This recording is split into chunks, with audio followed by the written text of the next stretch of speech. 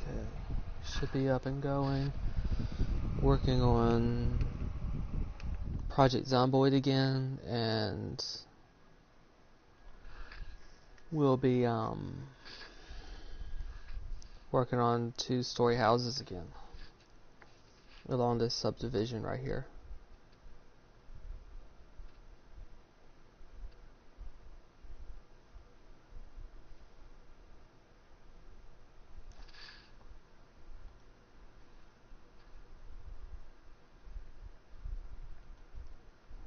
Okay, the first house here is a 2-story house, like many others in this division. And many of them share the same design. The first floor of this house is split up into 4 rooms. One room, well, actually, it could be counted as 5, since there's a more substantial wall between the living room and the dining room. But it's mostly an open design, and it's not a full wall either. But the dining room, living room, and kitchen are pretty much open to each other. And there's not a door in that between the living room and the dining room. There's just a door frame. There's a mud room in the back. There's also a bathroom on the first floor, and there's a coat closet at the front door. And it also serves as a partial barrier to the kitchen.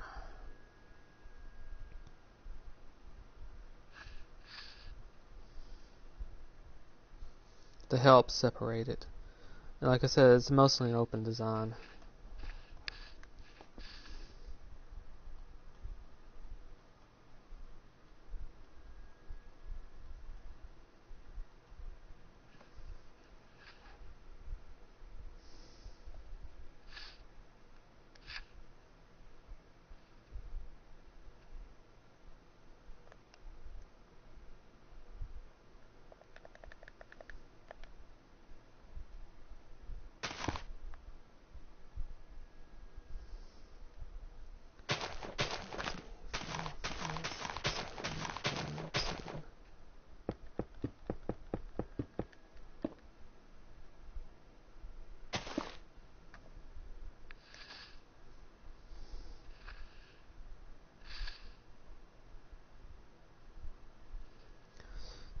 Five, 6, 7, 8, 9, 10, 11, 12, 13, 14. 14 maybe back from the road. 1, 2, 3, 4, 5, 6, 7, 8, 10, 11, 12, 13, 14.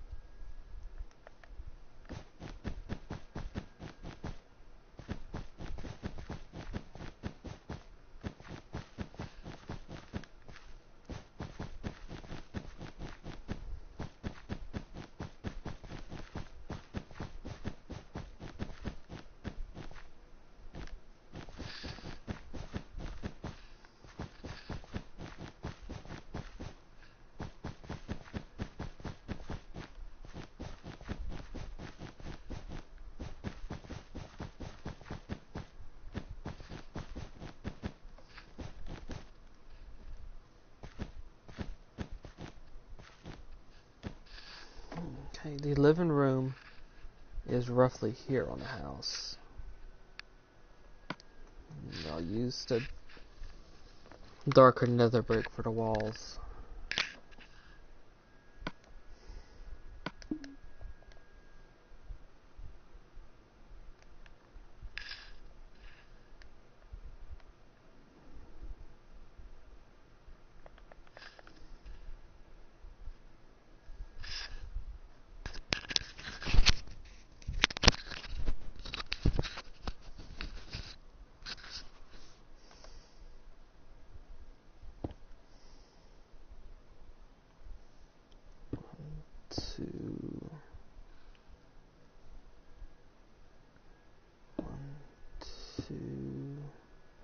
And there's a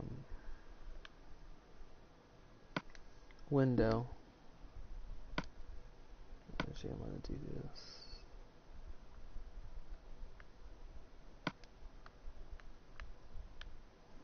Okay. There's a window here that looks out into the driveway.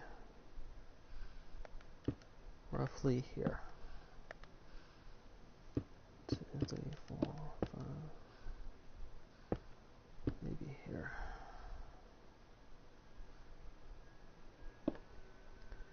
There's also a window looking towards their neighbor. And also part of the driveway which curves around here.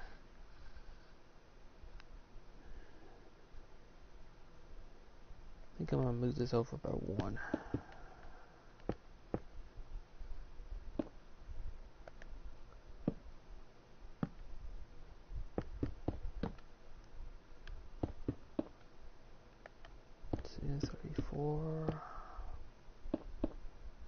And part of that's simply because of how the walls are structured in this game.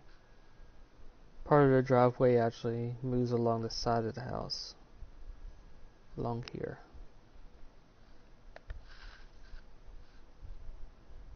1, 2, 1, 2, 1, 2.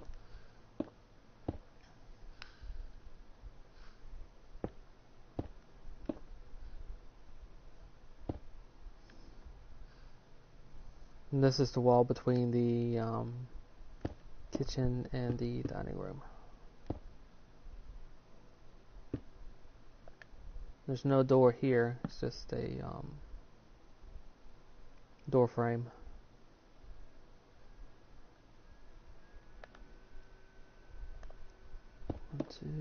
Window in the dining room.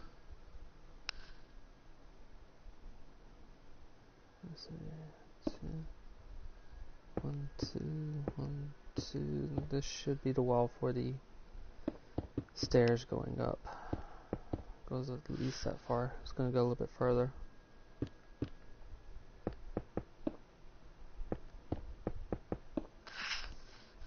And this should be the back of the house.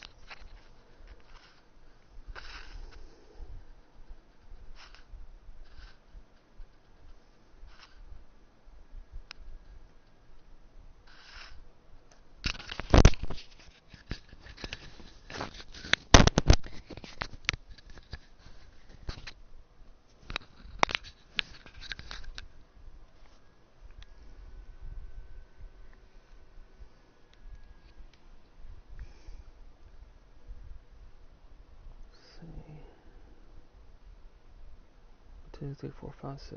1, 2, 3, 4, 5, 6.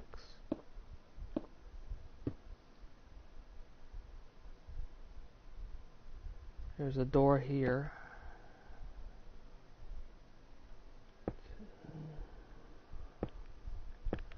And this is the closet.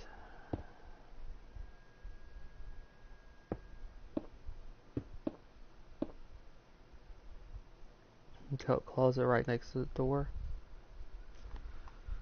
And the kitchen in this area right here.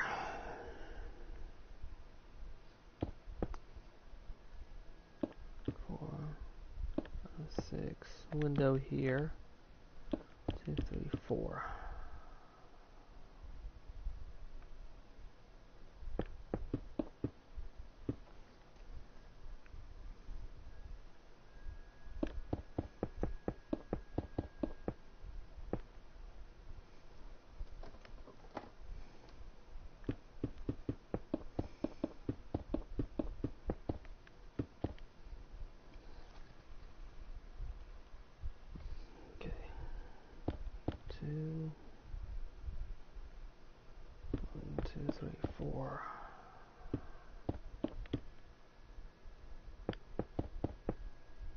mudroom is right here, with a door roughly like this. 2, 3, 4. 1, 2. The bathroom has a window about right here.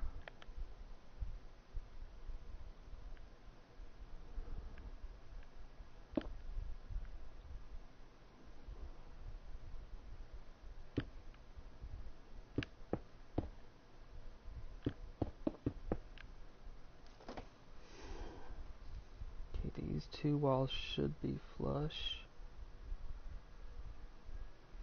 and because of this I'll make the mudroom just 1 block larger.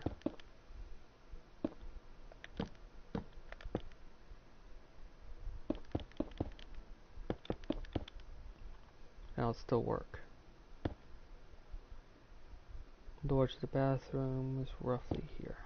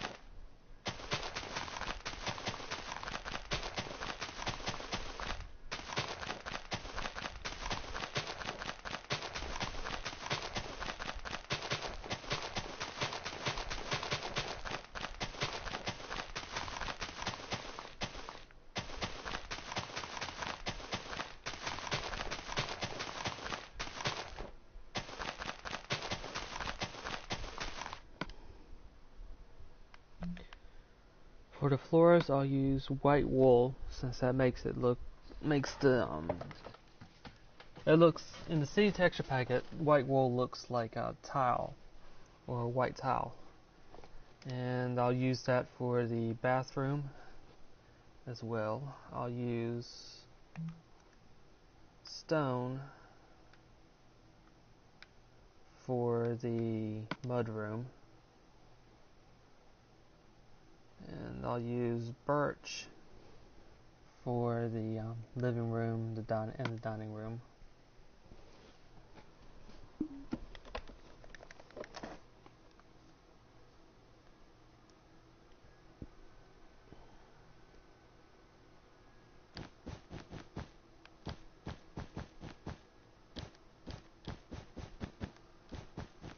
And I'll also use birch for the coat closet as well.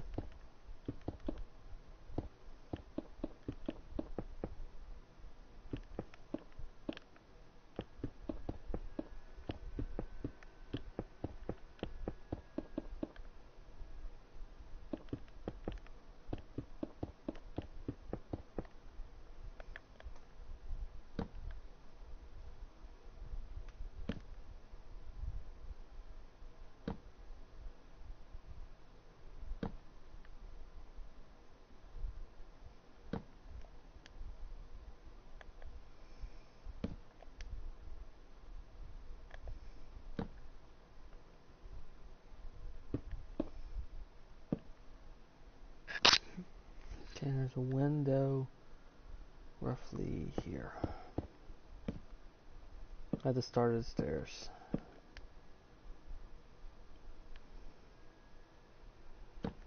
Should take care of all the frames.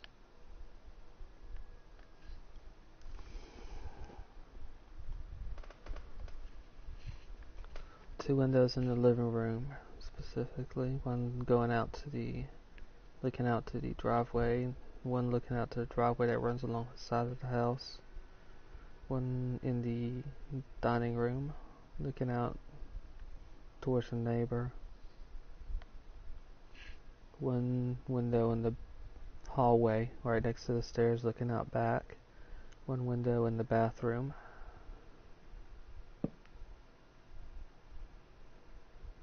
And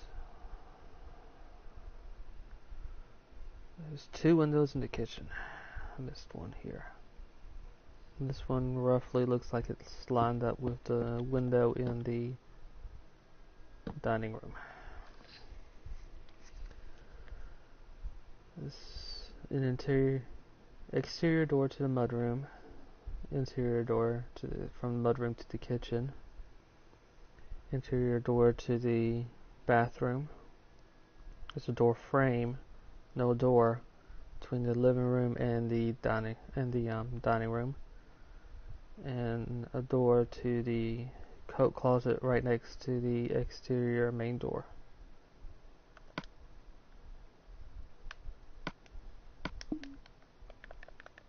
And that'll handle doors and windows once I have that in.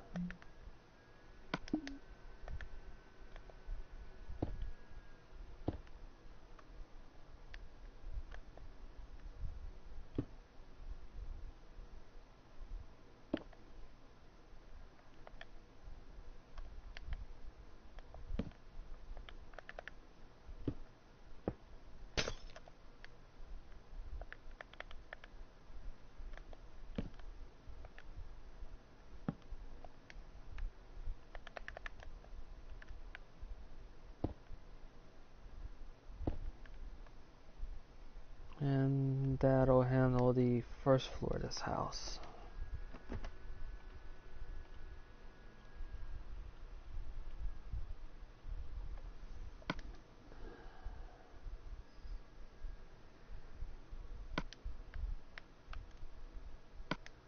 The roof is a blue tiled roof, and the closest I have to that is actually a purple, a block called purple, or a block series. I'm going to use the stairs and tiles to simulate the roof.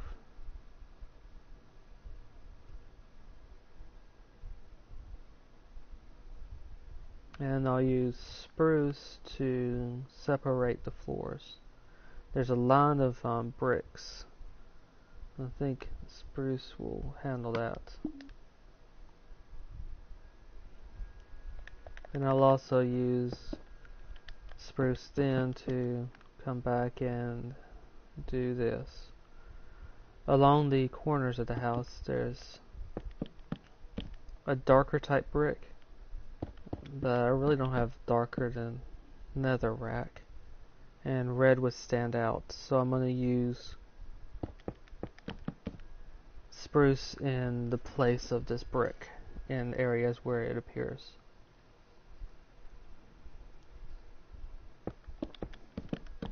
And primarily appears on these specific corners. The corners, outside corners, rather than interior corners.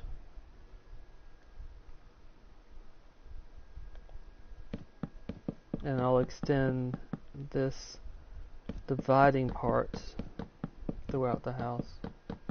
Basically, this will represent the floor of the second floor.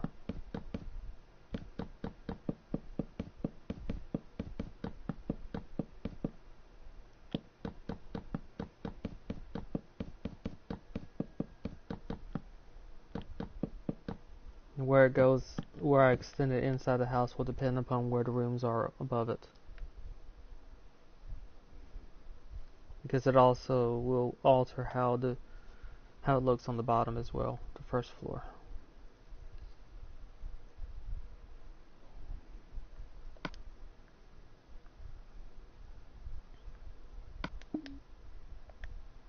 First thing to do is to place in the roof for the first floor rooms.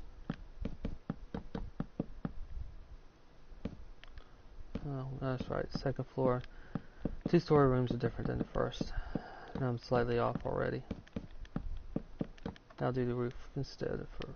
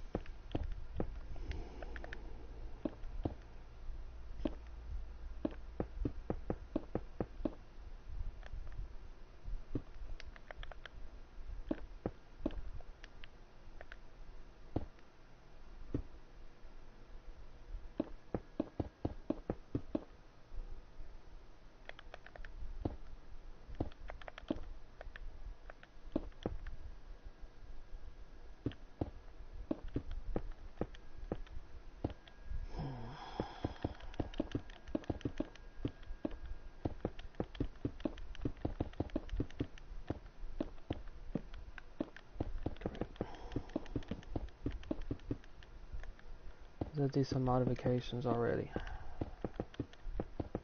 Let me fix this part of the roof.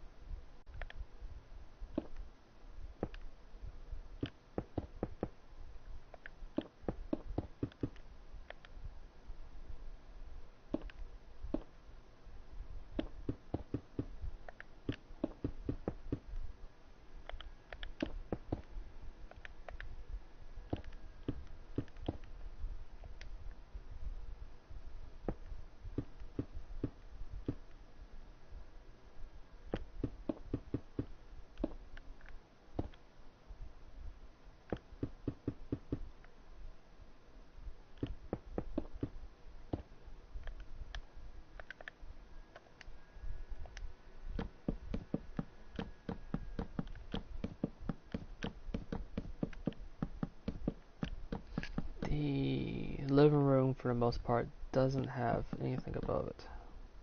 That being this area right here, and part of the kitchen is the same way.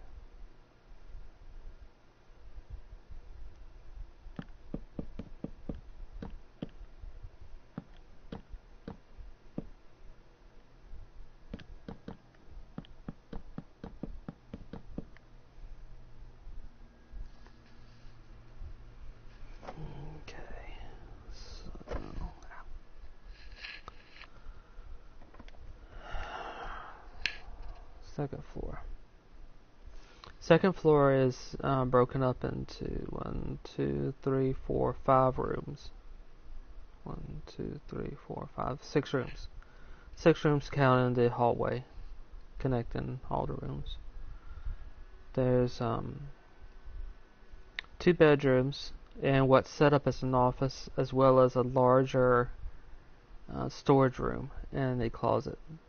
And this is another one of those good houses where you could easily set up a forward operating base. The good thing about this house is that on the second floor it has windows looking out all 4 directions.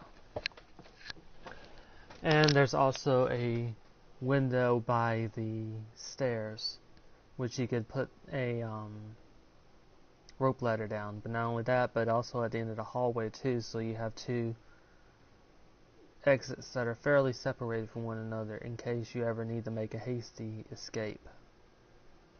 The second floor is a pretty good one to actually use for this in this case.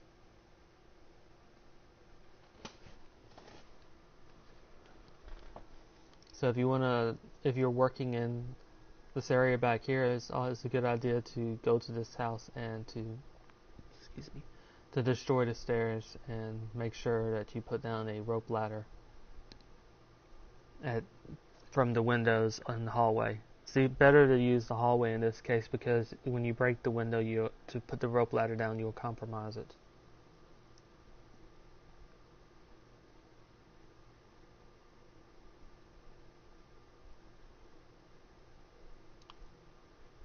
You'll compromise the room, that is.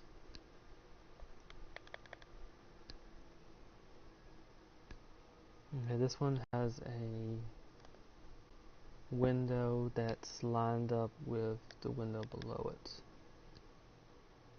I might need to move the one below it. Okay, I am.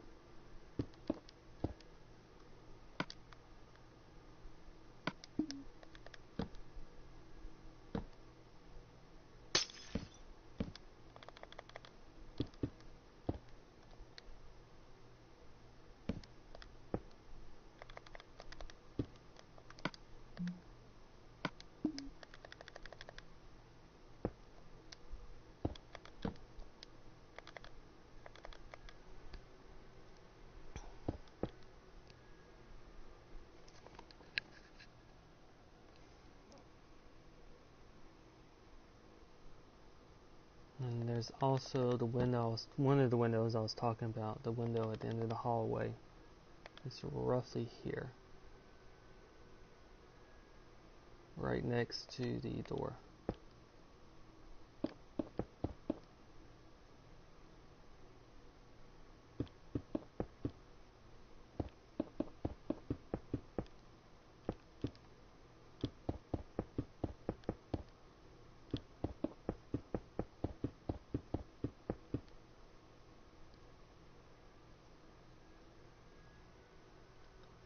There's a small nook right here in the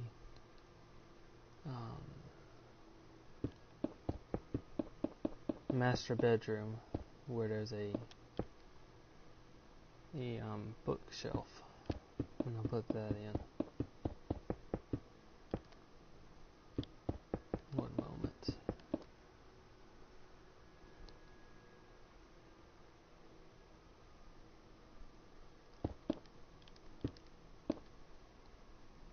This is one of the upstairs closets.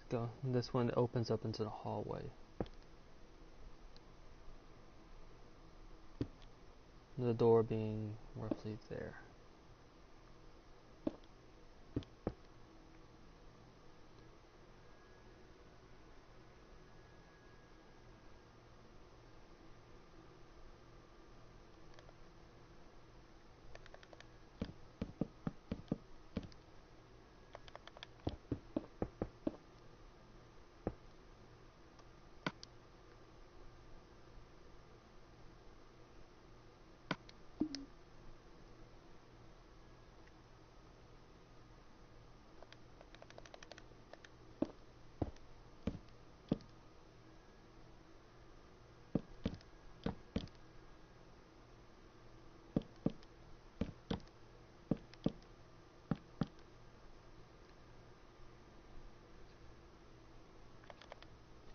There's a window, the other window I was talking about right here.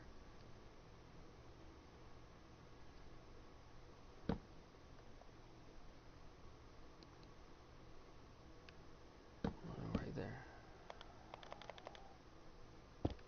2, 1, 2.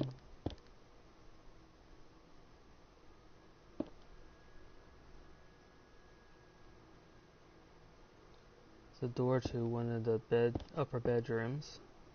This one is set up as an office right here.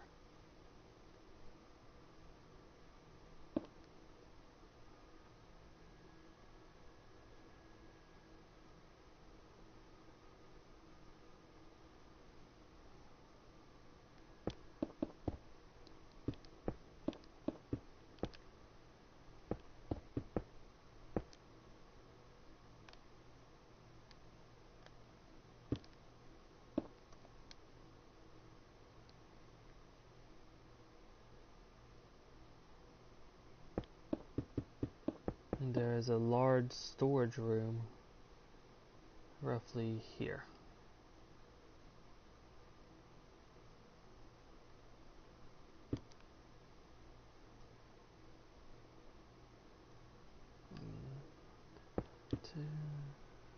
The door to this one. A smaller bedroom roughly here.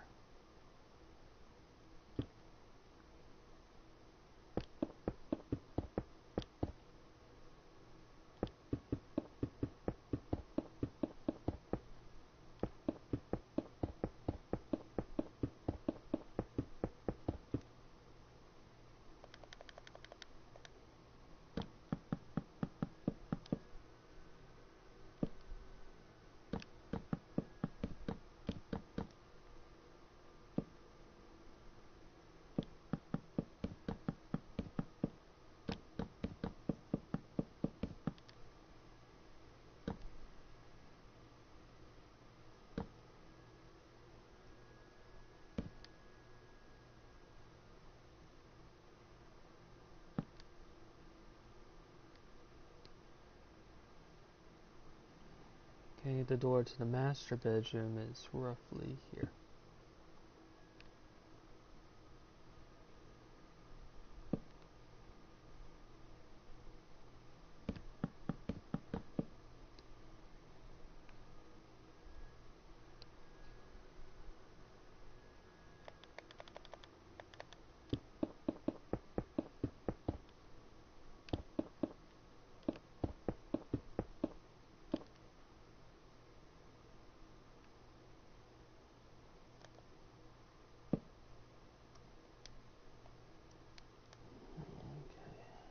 I had to lower the floors by 1.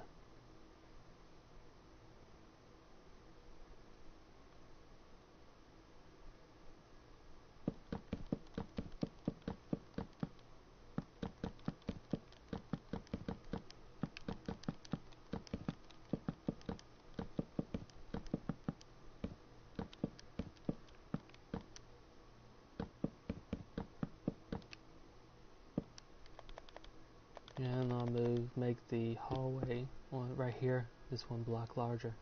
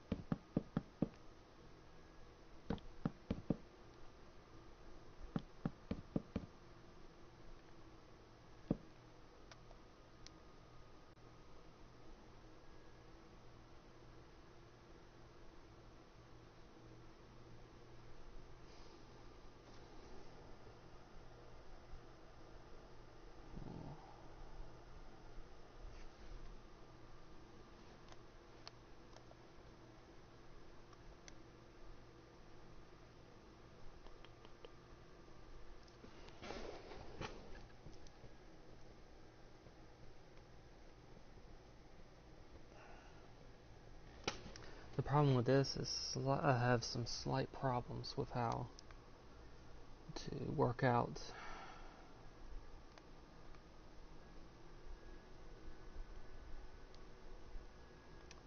how this connects to the first floor.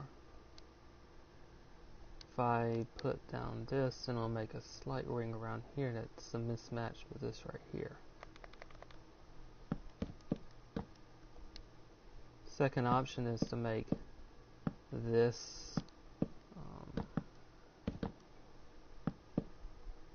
hallway a darker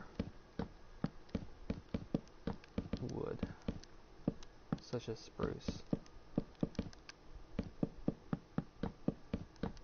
It looks like that's what I'm going to end up having to do.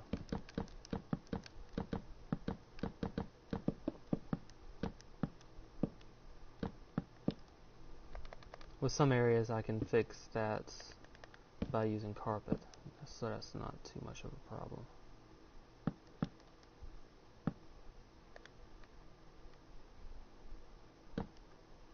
Other areas, it's going to look a little bit strange. But it's the best I can do in some cases.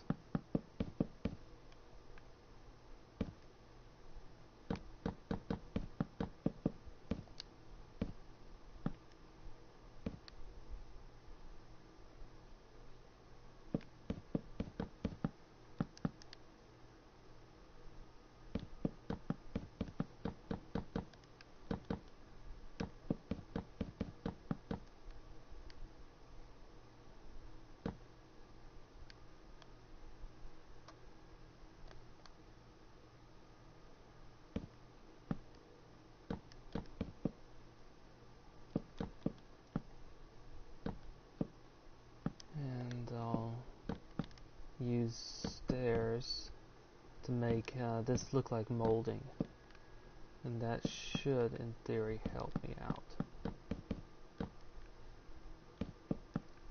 And that'll give me it'll separate this area right here for use later on.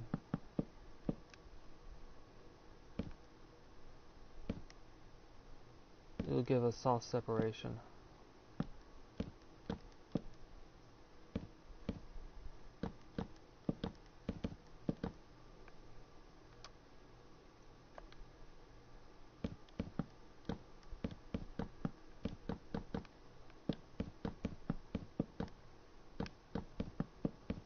And above, I'll just use carpet for the individual rooms, such as the bedrooms, and that shouldn't be too much of a problem.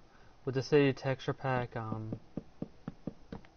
beds and the like, you don't really see what's underneath it as long as you have carpet moving up to it, and I'll show an example of that once I get up there.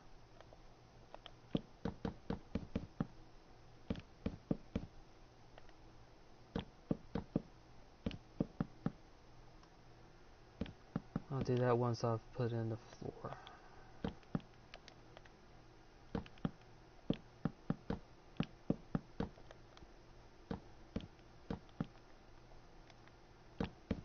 Well, the floor to the second floor, that is.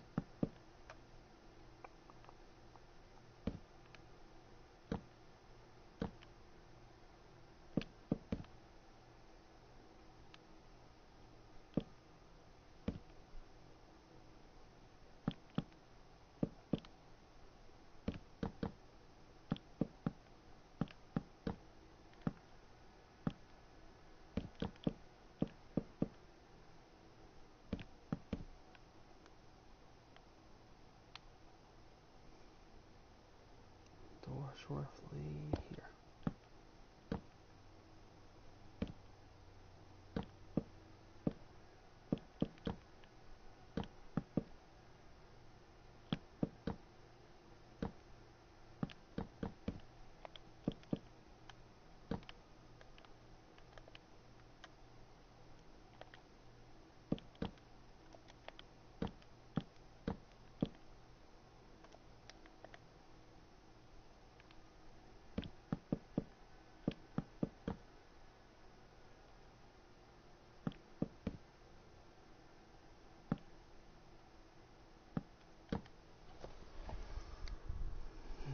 So I'm going to use light blue for the master bedroom.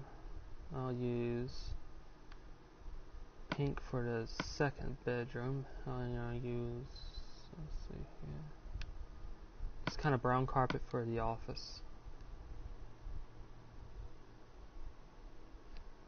And I'll keep a wooden floors for both of the storage area, or what the room that's being, one of the small rooms that's being used as a storage room. It's got some crates in it, and also the closet.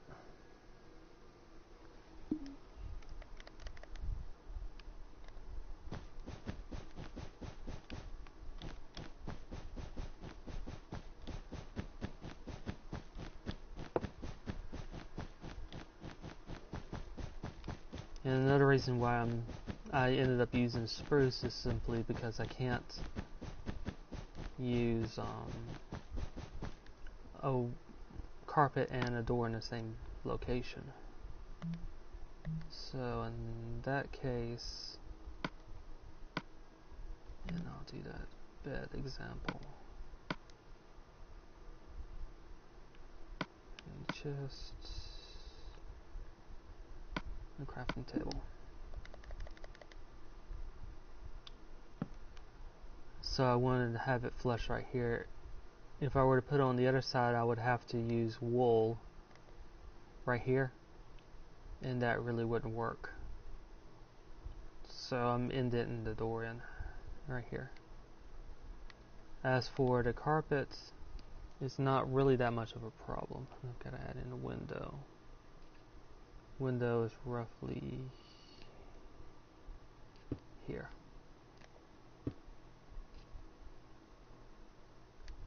If you were to put in a bed, for example, put it by the other window.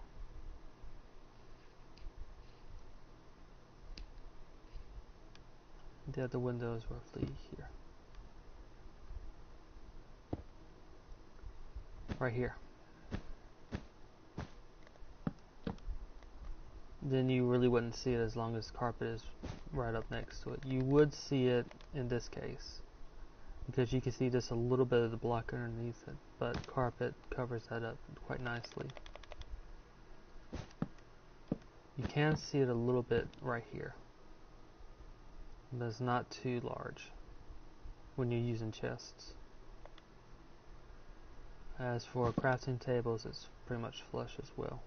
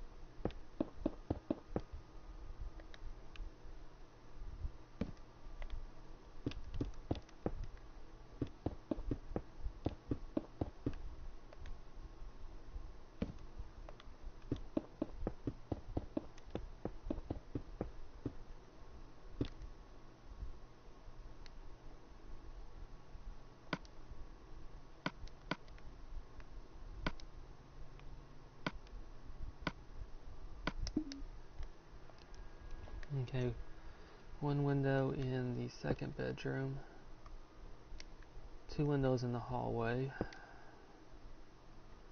at both ends of the hallway, one by the top of the stairs. There's a window in this office, roughly here.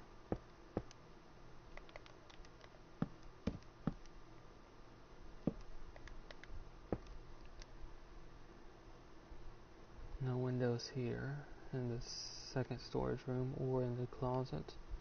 Two windows in the master bedroom, here and here.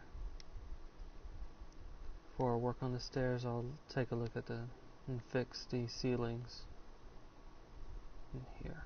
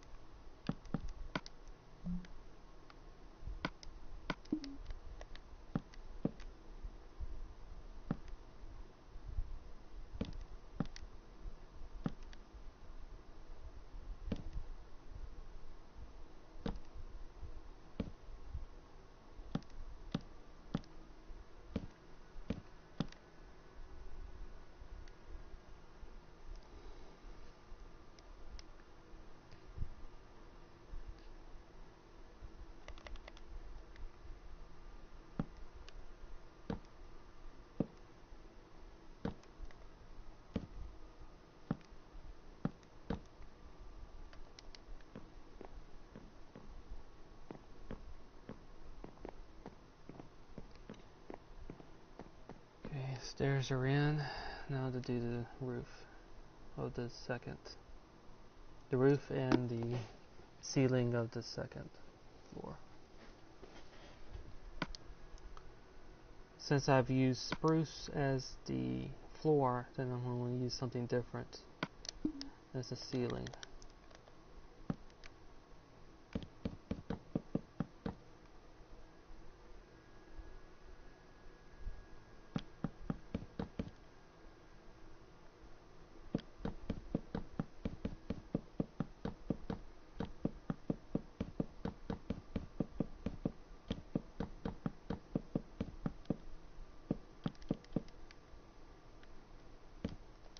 Now I forgot to put in the carpet for the office,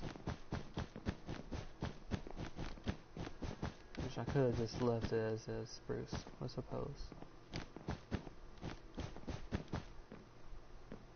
Not too much difference. Better than one is wood and one is not.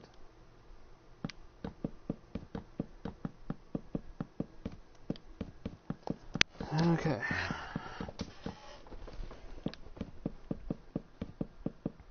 This type of roof will create a flex space that can be used as an attic. Well, in Minecraft it is. If, for example, someone were to put stairs in, I think right here, or in this other storage room, you could easily make access to an attic.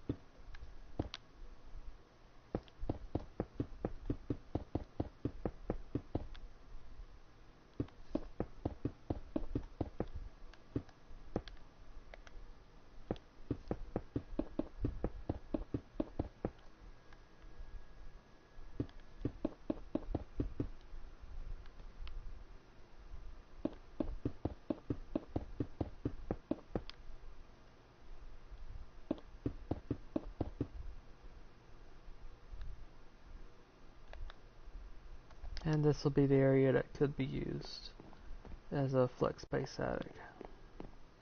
And probably would be easier to use the storage room in the center of, or right here, roughly around this area right here, rather than the other closet.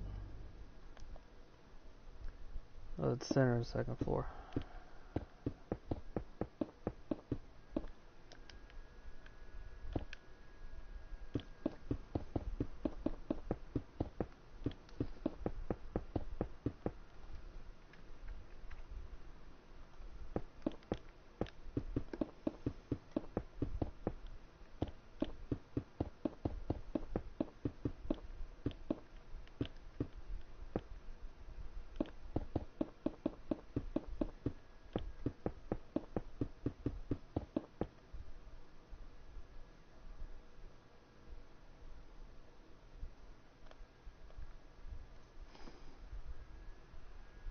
Okay, that'll take care of the first house for this stream. And it's also the last house along this road. Next house I'll be working on is right across the road from this house.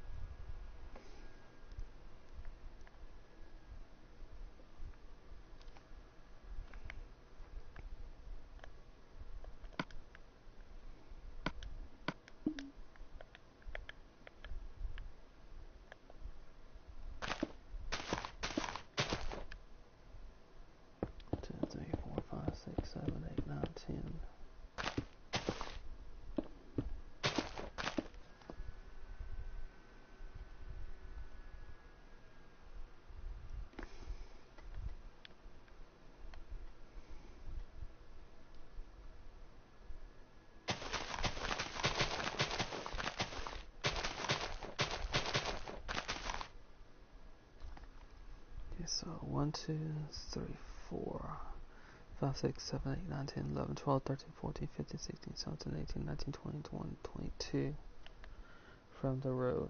1, 2, 3, 4, 5, 6, 7, 8, 9, 10, 11, 12, 13, 14, 15, 16, 17, 18, 19, 20, 21, 22.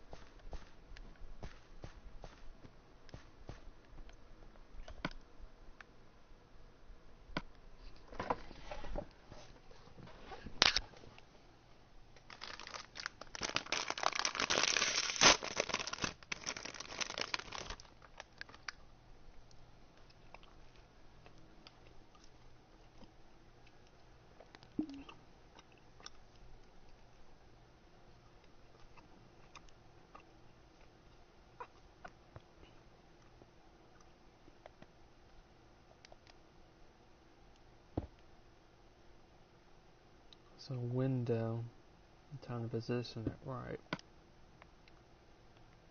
And there's two windows actually.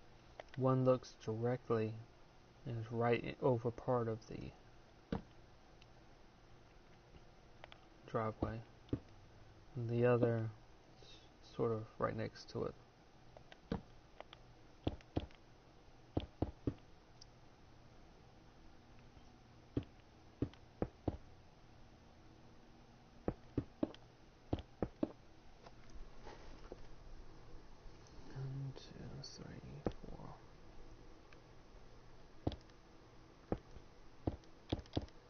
front door is lined up with this driveway. I'm going to make a walking patio, I guess you could say, to the door.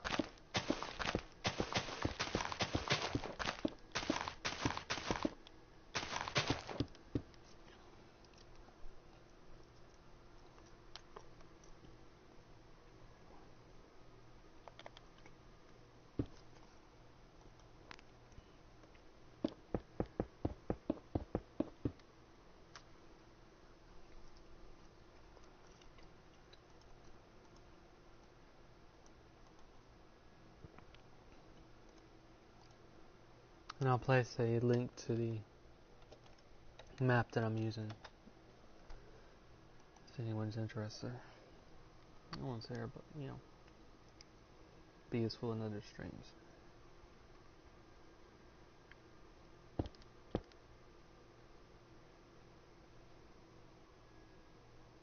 Okay, so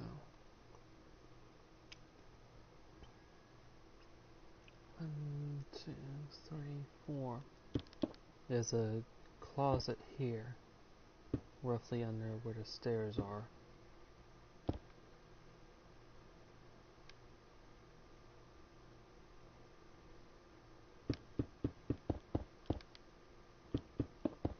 This is a living room. Next to it is a kitchen. Still working with an open design for the most part.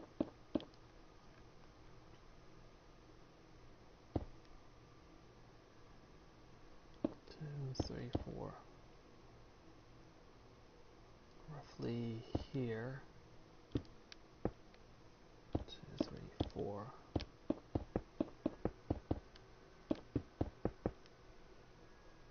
There's an entrance to a mudroom here. And this follows a similar design of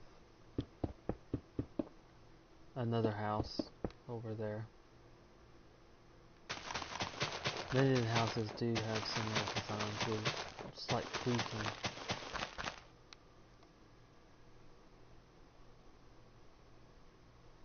Two, three, 4, 5, 6, 7, 8.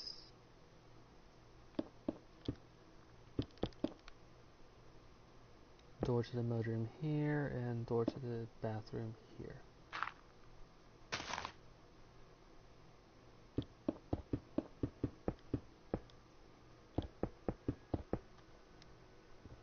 Excuse me, which leaves this to be the dining room right here, and strangely enough, there's the stairs to the second floor. It's in the dining room.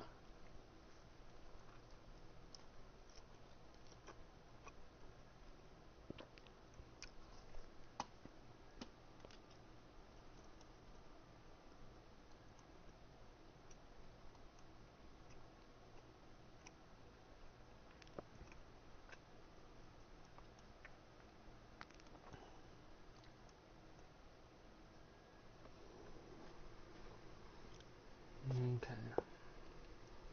There's another window in the living room I need to place in, and it's roughly here. So 3 windows in the living room, and that is pretty much it for the first floor of the house. The only other thing that leads to the outside are these 2 exits, exterior doors. One here, front door, and one entering into the mudroom in the back.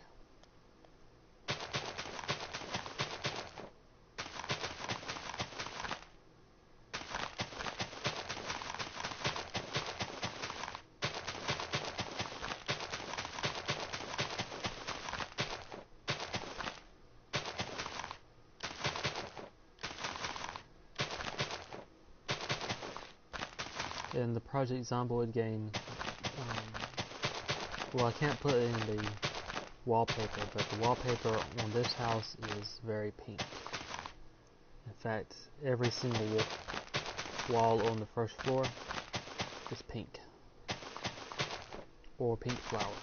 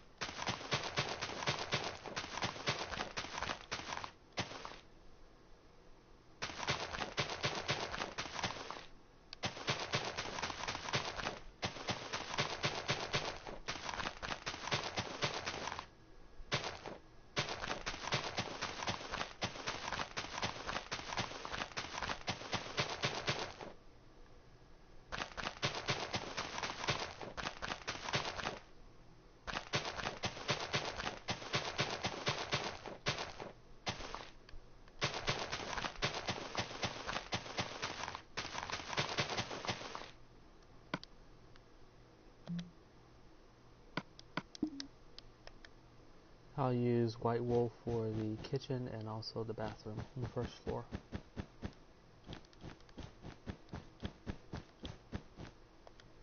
Then for the mudroom, I'll use stone.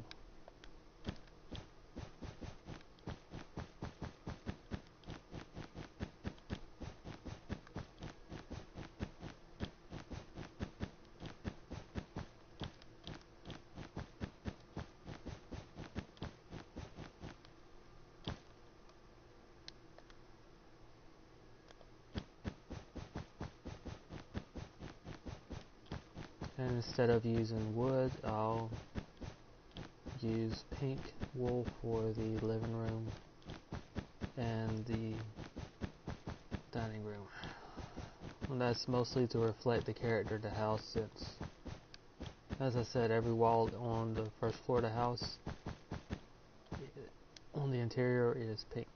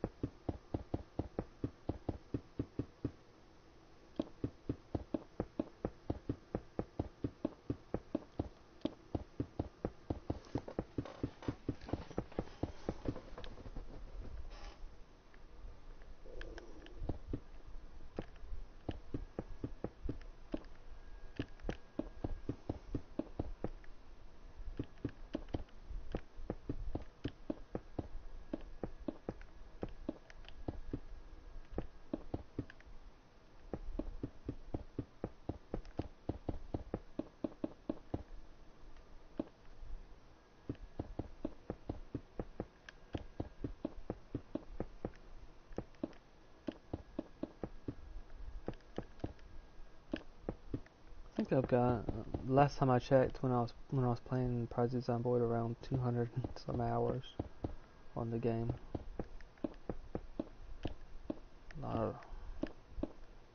Pretty fun game if you get a chance to try it.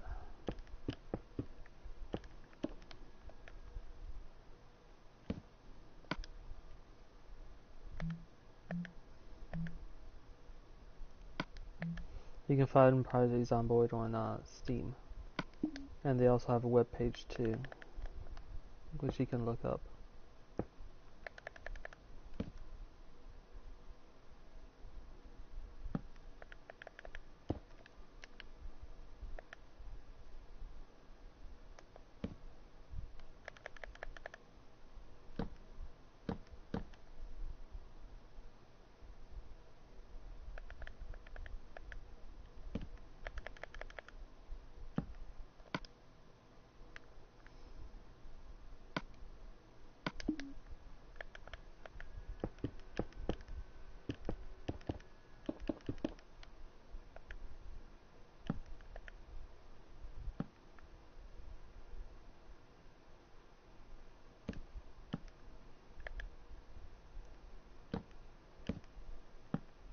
Okay, that takes care of the 3 interior doors. One to the mudroom, one to the bathroom, one to the closet. 2 exterior doors, front door and one going into the mudroom. 3 windows in the living room.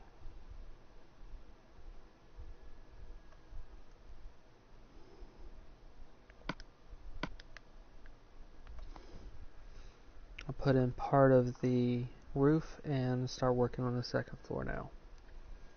And the second floor has got interesting choices for the wallpaper as well. One of them is orange, one is purple, and one is pink. And the hallway is roughly pink too. Very pale pink, but still pink.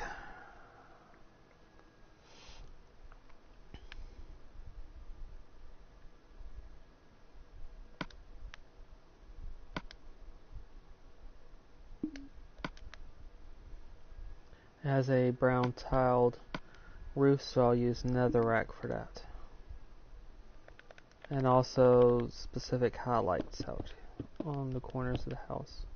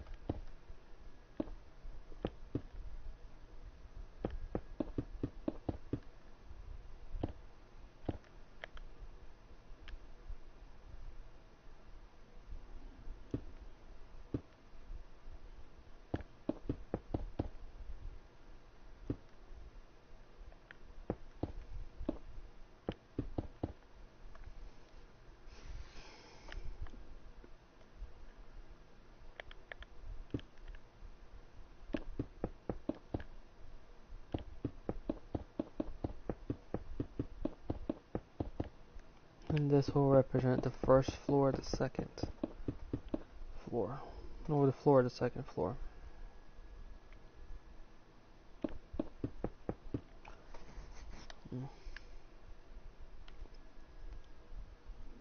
Okay.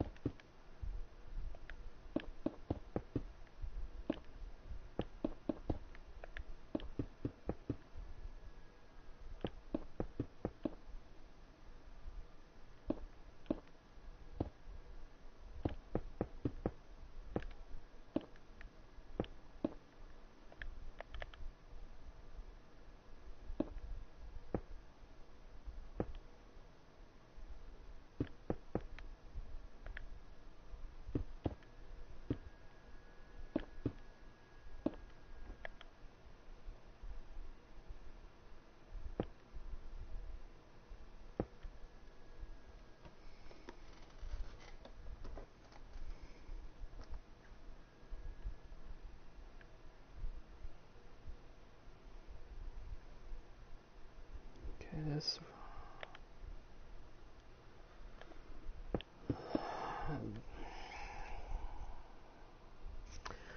the purple room that I was talking about is roughly here. Purple bedroom, and it looks like it's the largest of the bedrooms.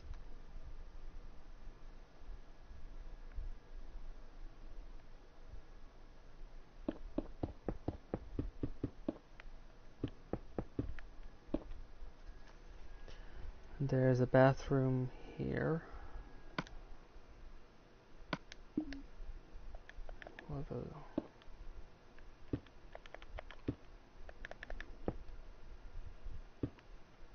with a window roughly here.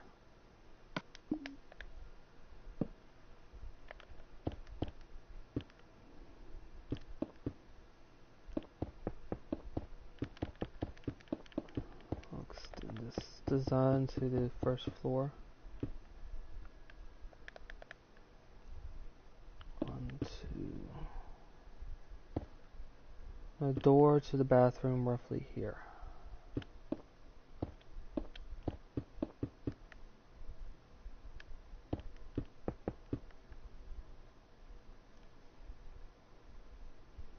There's a second one here. It's a very small bedroom. I'm trying to get the... Might make the bathroom a bit larger.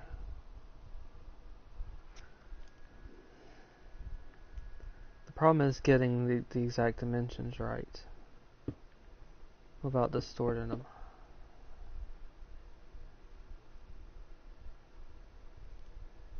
There's a window at the top of the stairs, and I'll put in the stairs first. That'll help me get the dimensions for this house just right.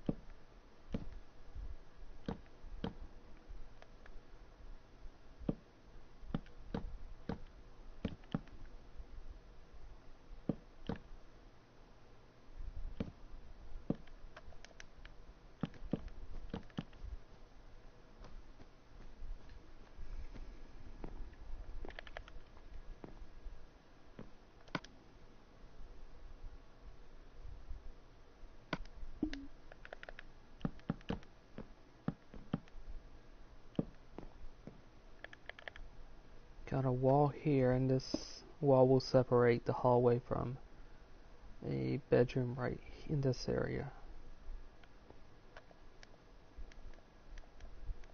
Come on. There we go.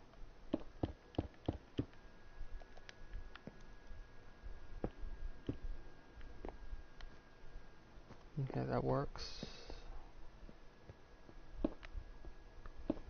In the Project Zomboid game, this bedroom has a bunk bed in it.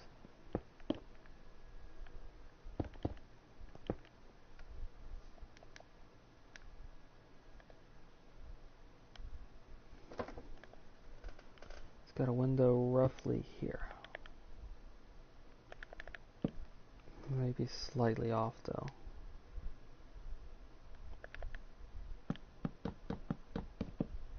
Hallway here. And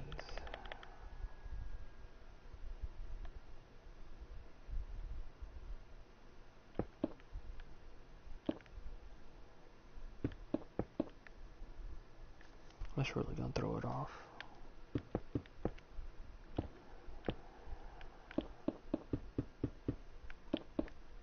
Now this area is slightly distorted, and that's mostly from the simple fact that each of the walls in here are 1 meter thick, so it's really putting a lot of pressure on how these rooms are being formed, or how I can form these rooms and keep them close, as close as I can to the Project Zomboid build. But there's some slight changes I have to make just to make it work.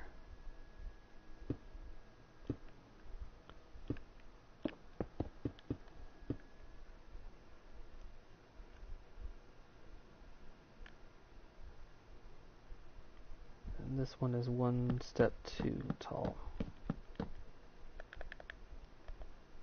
Okay, this is where the floor should be.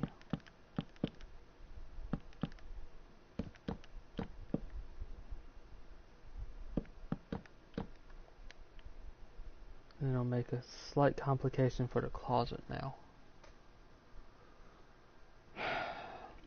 that can be fixed. All I'll need to do for the closet is to make a carpet.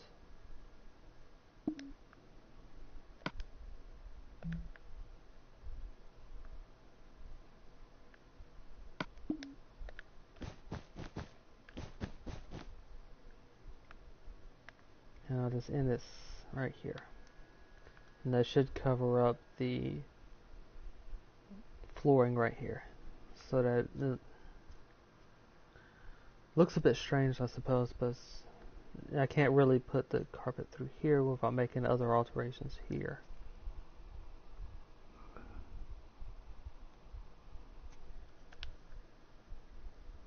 Well, the alterations I'll have to make will be on the bottom. Let's see how that works out. And adjust it depending.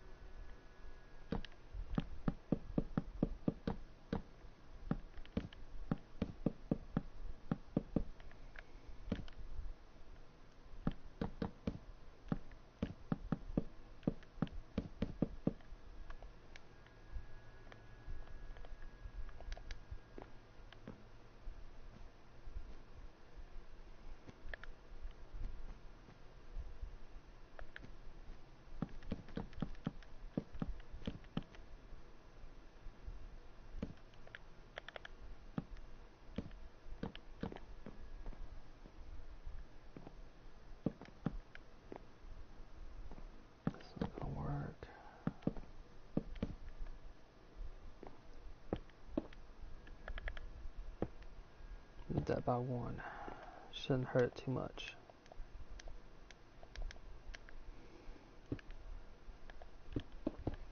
The sad thing is when translating from one medium to another, you end up trying to make the best compromise you can.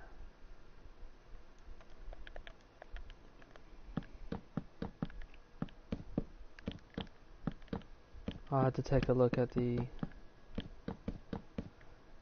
ceiling on the first floor to see how I should alter things.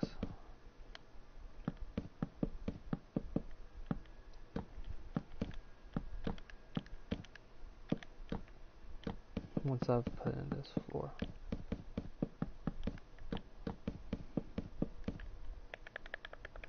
There's 2 more bedrooms to actually do, and this roughly separates them.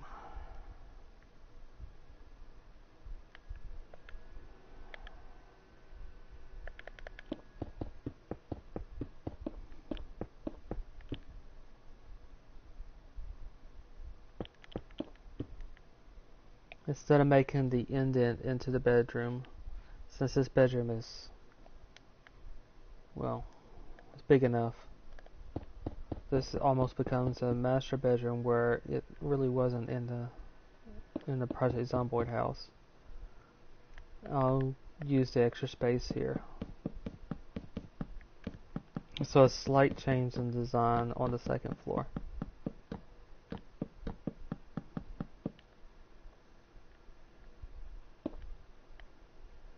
Door here and a door here. That should be all the doors to the rooms. Bathroom here, bedroom here, and the third bedroom here.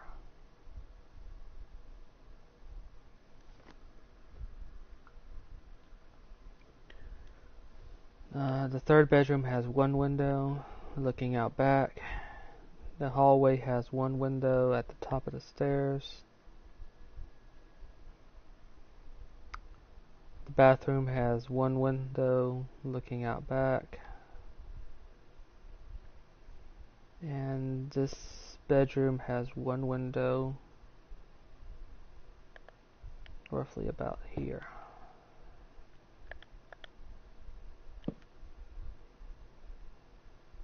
And this bedroom has 1 window roughly here.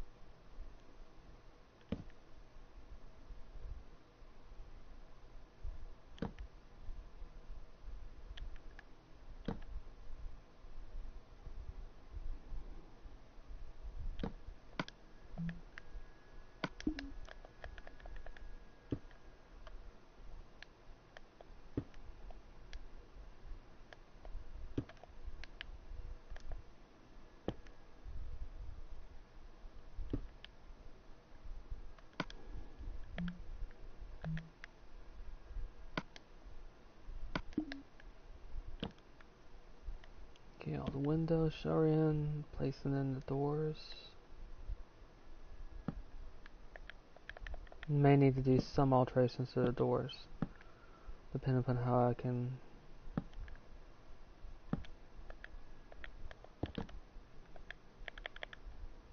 It depends upon how things go with the first floor when I do the fixes for that. But putting them in will at least give me an idea of what I can do.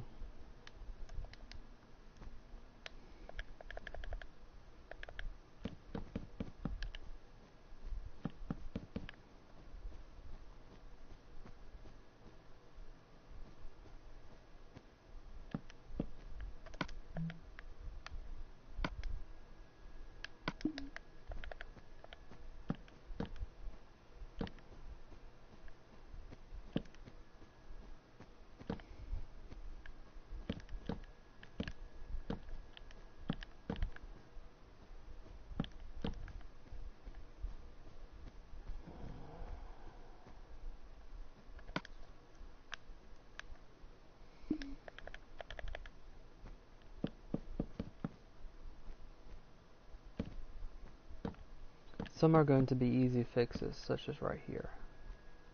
All I have to do here is just remove the nether brick and replace it with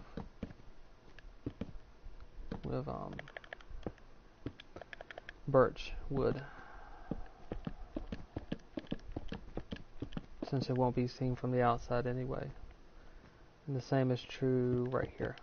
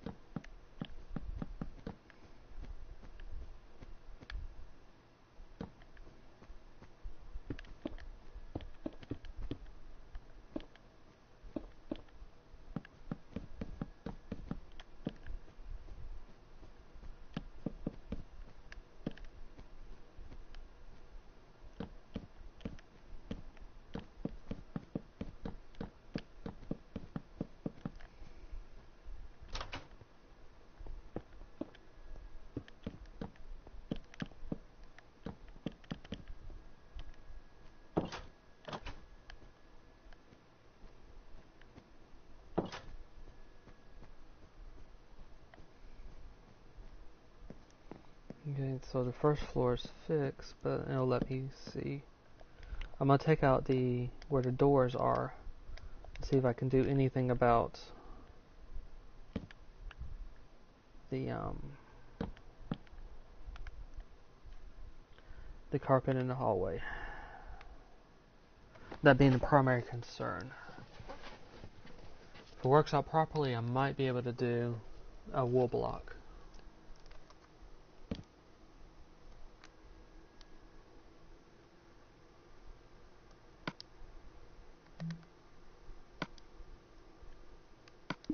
This one won't be seen, so it's no problem putting it there. This one, however,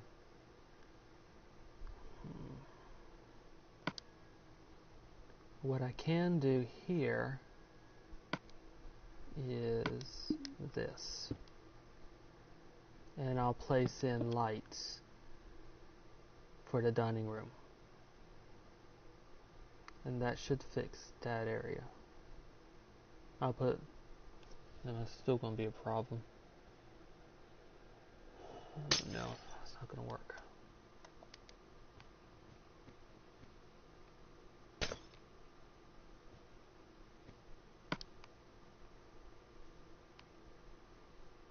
Well, I'll go ahead and I'll put in the wool.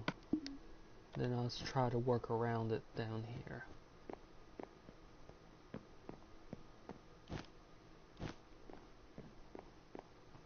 If I can work around it.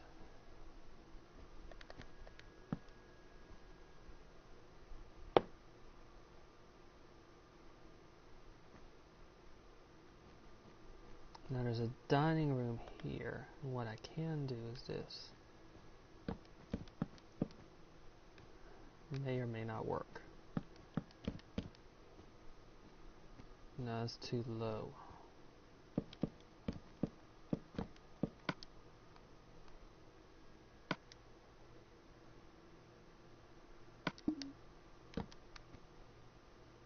second option is to do this.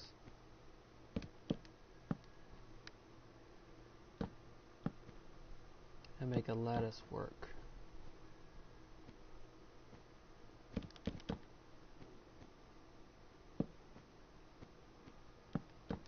Maybe.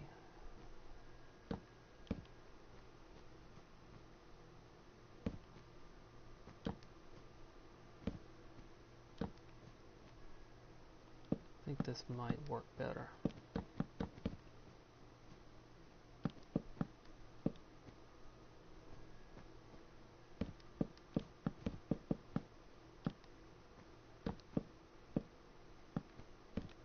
I won't do it for the entire part, but just right here where the dining room would be.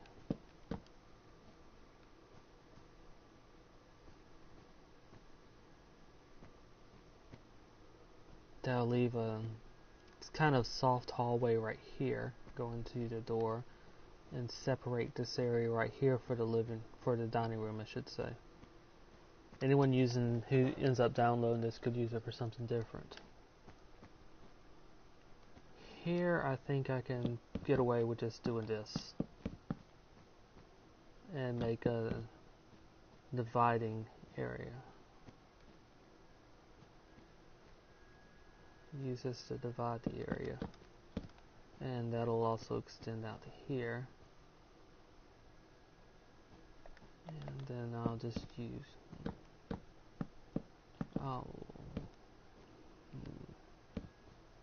that's not gonna work.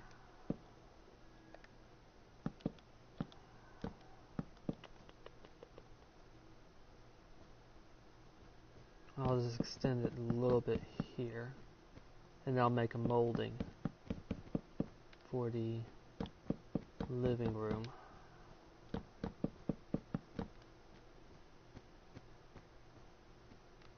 And here.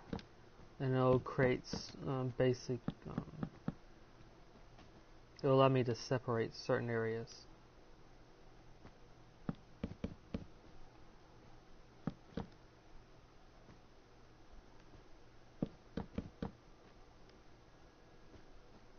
So living room area. There's sort of soft breaks using the ceiling. The entryway, sort of hallway right here, which lets you go to the living room, kitchen, and dining room, and also stairs. Kitchen doesn't rightly need it, but I'll do it anyway.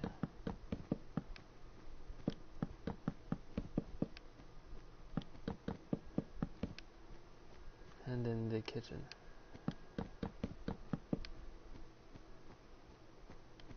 It'll also give some interesting features, I suppose, to the first floor. And that will allow me to use carpets along the second floor. And mostly I'm using this carpet because of the design choices for this house in Project Zomboid. The carpet for the hallway is pink. It's interesting choices. The carpet for one of the bedrooms the bathroom should say is orange. Excuse me. And the other bedroom is pink roses. I can't pull that off.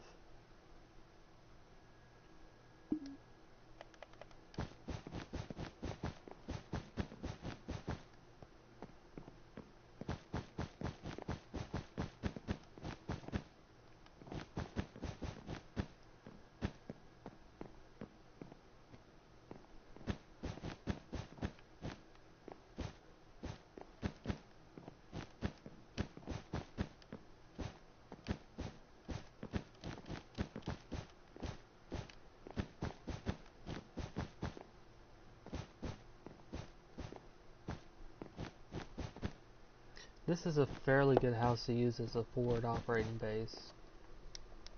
Not as good as the one over there. The house over the first house I created on this stream, or built on this stream, is a little bit better. Mostly because the house across the road from it has windows looking out in every direction. This has windows looking out in 3 directions. But the first floor is different than a lot of houses in that there's only 3 windows, and they're all on the front. 2 right here and 1 right here. So in a game like Project Zomboid, that can be helpful in keeping the first floor secure, since there's fewer things you need to actually secure. But really the second floor is the safest one, and what you want to do with that is destroy the stairways, the stairs, and then break out a window such as right here. It'll compromise the hallway, but that's not a problem here since you can close the other doors. And drop a rope ladder. The main difference between this house and the house over here is that the house over here, there's 2 windows that are good for it, and both ends of one hallway. So you can have 2 different exits in case one of them is being blocked by a horde of zombies. So it's a bit safer. If you're doing a multiplayer game, however, you might want to use multiple houses. This is still a good house to use.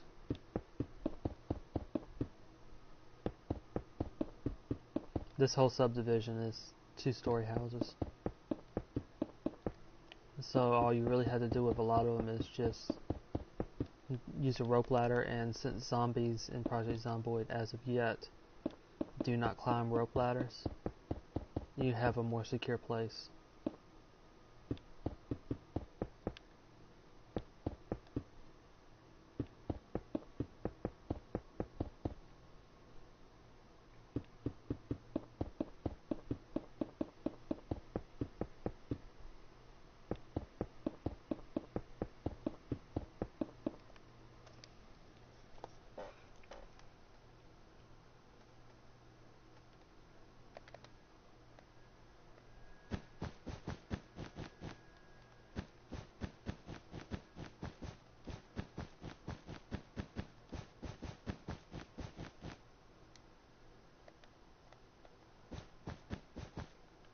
I'm moving the orange room to here, mostly because I'll use white wool for the bathroom. I can't simulate the pink rose room, so that sort of limits what I can do. So I'm just going to move that orange over and use white in the bathroom.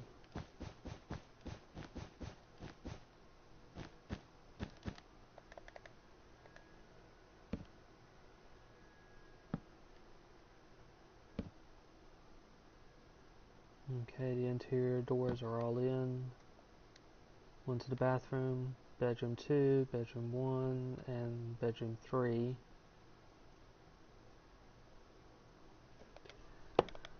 And now to place in the ceiling for the second floor and complete the roof.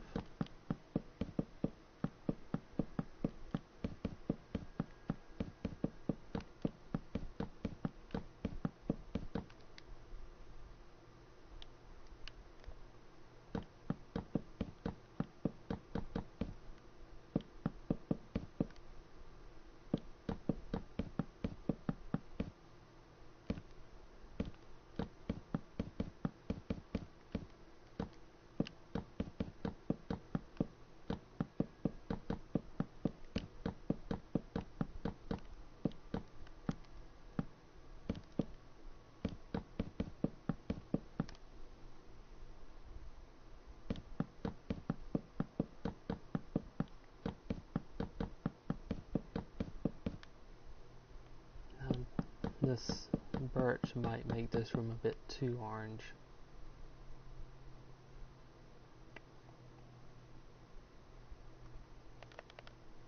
So I'm just going to replace it with pink, I guess.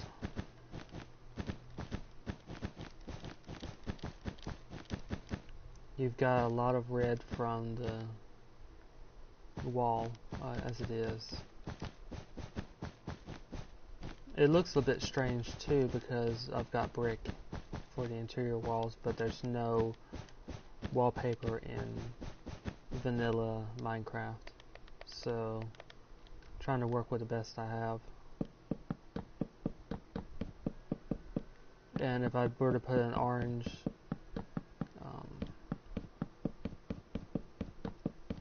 the orange from the carpet and the red from the brick and basically red from this might be too much. Might be too much for some of the other rooms too.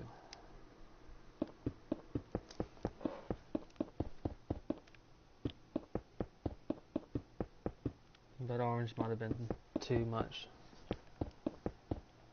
Still, it's not too much of a problem to change it like that.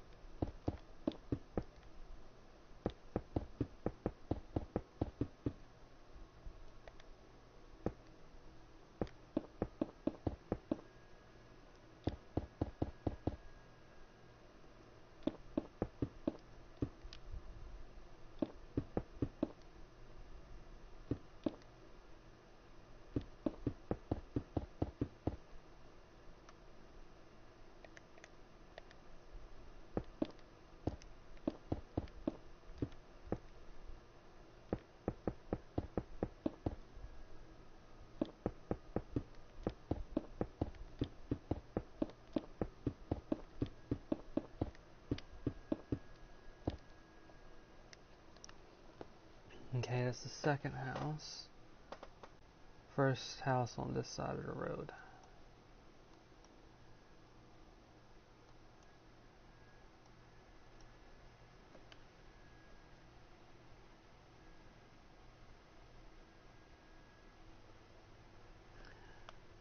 Along this road, there's 5 houses. 2 of the houses are in this area right here. One house here with a driveway that doesn't go to any of these roads. It actually goes to this main road right here. So it doesn't go to a side road.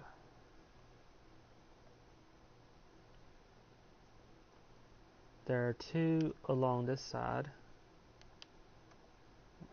One roughly here and one closer to this corner. And the 5th house is right here. On this road right here. And the forest roughly goes around here. I placed one of the small lakes in, or in this case a pond. There'll be a forest around this area right here, with a path going through it. The path mostly being not really a path per se, but a break in the trees, an open area.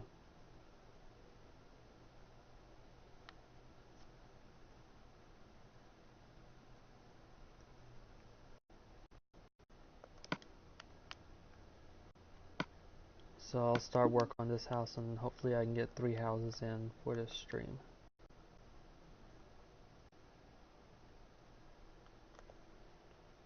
Two, three, four. Here.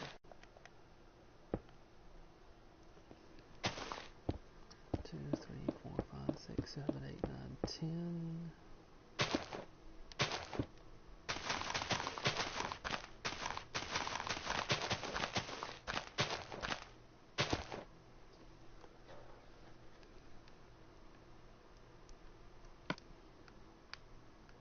Now this one also has an interesting outside.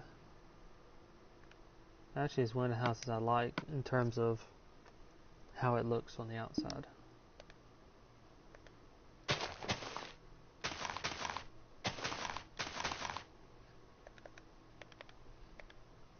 One, two, three. The flowers in front of this house that flank the driveway aren't as large. There.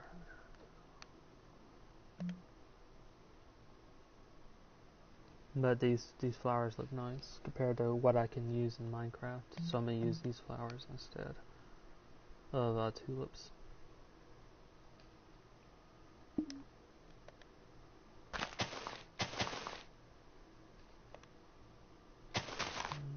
two, three. And I'm placing these in to mark off exactly. I've had a couple of people who have done destruction to this thing. Thank you for asking to play. But for now, until I really get to know the person, I would prefer this to work on this Project Zomboid build on my own. I apologize if that comes off a bit too rough.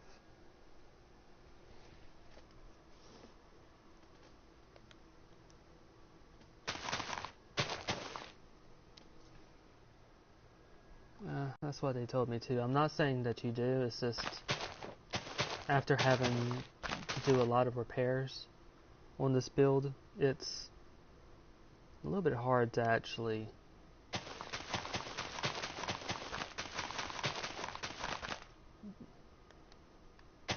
work with some other people.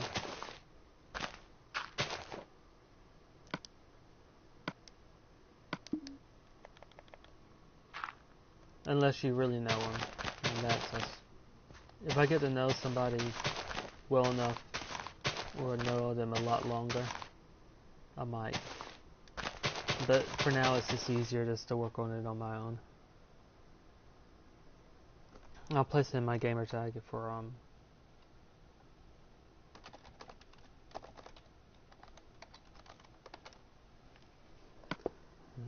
you can see it right there for one moment. I might not see it because I have my notifications turned off. But I'll add you as a friend after the stream.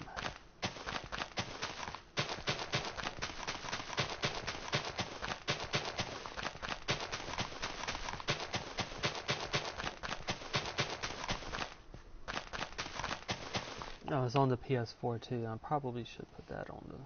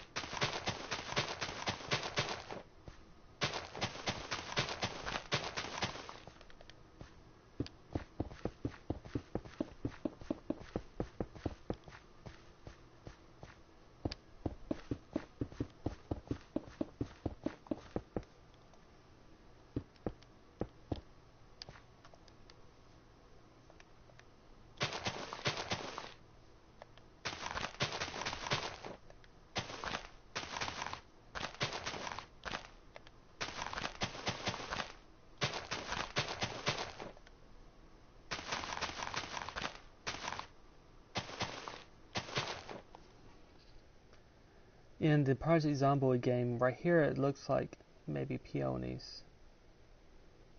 It's kind of hard to tell sometimes with the but it's a huge bed of them. And it's not something I can pull off quite so easy. And well, there's one thing I can do. I'll switch part of the area to tulips and see how that looks.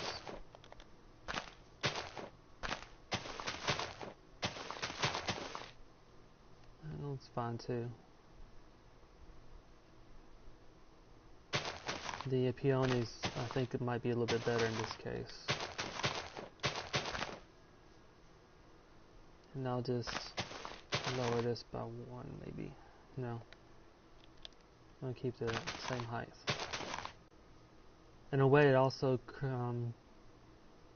if you were playing this game in Project Zomboid, it sort of breaks your view, in a way, a little bit more. So that's why I'm keeping it like that.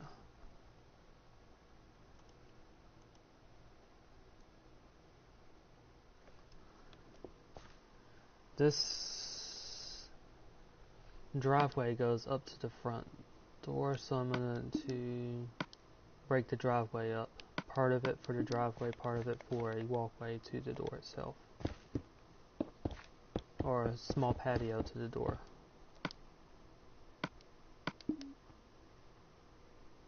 So, 1, 2, 3, 4 maybe. 4.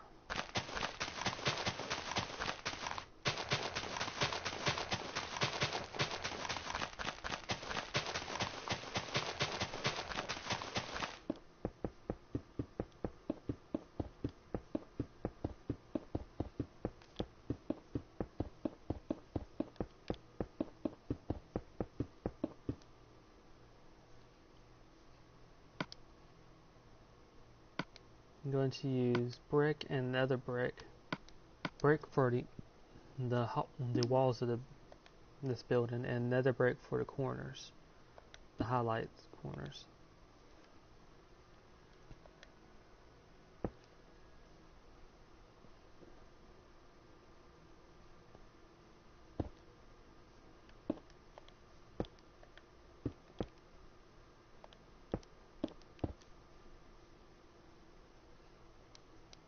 And for the corners, it'll just switch off like this.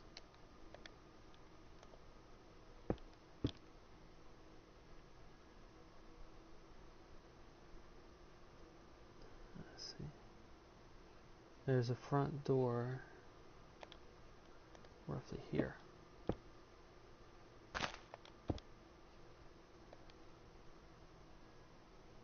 1, 2, 3, 4. There's a closet at the end of a small hallway here. 1, 2, 3, 4. With a door roughly there.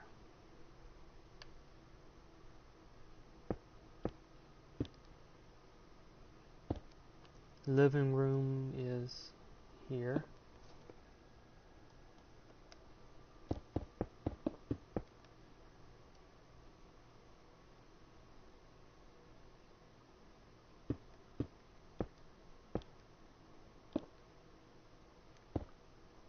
And there's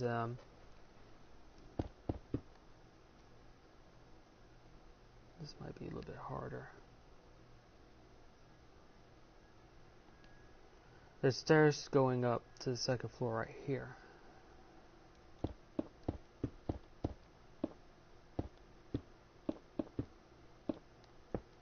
Roughly here.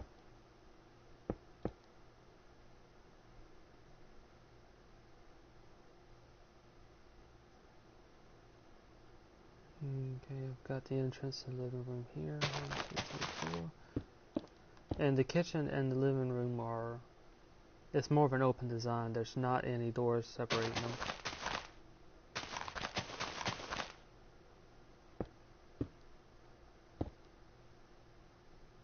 This one's roughly lined up with the door. There is a door frame leading from the kitchen to the dining room. But it's just a door frame, there's no door in it.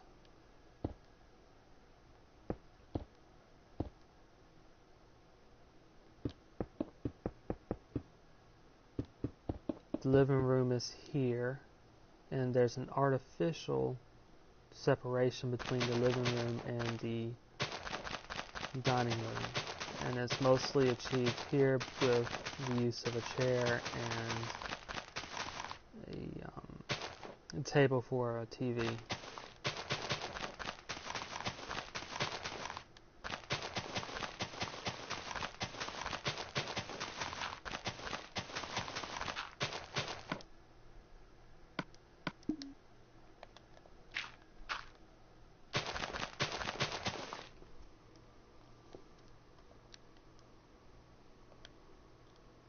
And part of the reason why I'm jumping around is to use the parts of the house to try to estimate exactly how wide it should be, or the dimensions of the house, since I'm having to do it by eye.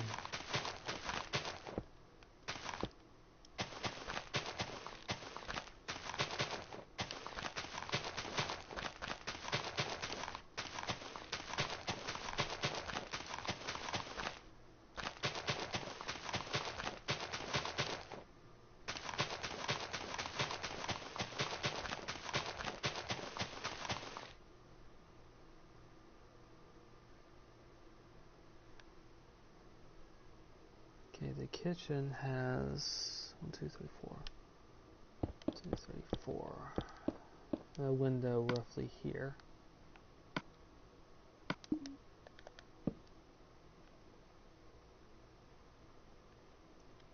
And this is another window.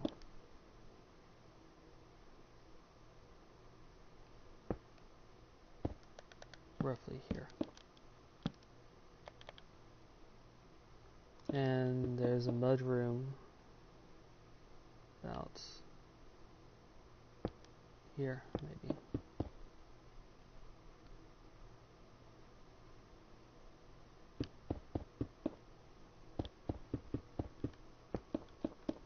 May need to adjust this wall. There's a back door roughly here.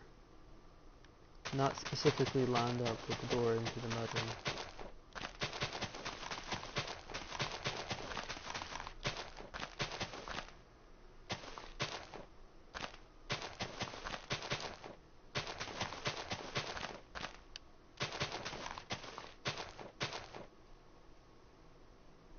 There's also a bathroom on the first floor. 3, 4. Should be enough. And one window looking out towards the forest, roughly about here. The door going into the bathroom here. That should give me plenty of room for the stairway.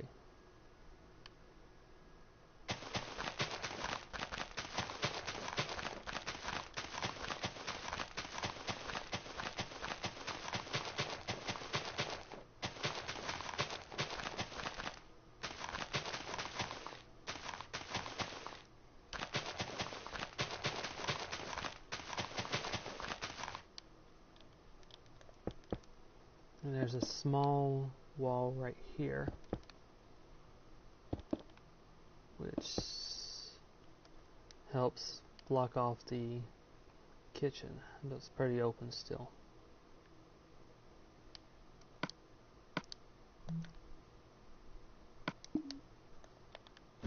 I'll use white wool for the kitchen and also the bathroom, and I'll use stone for the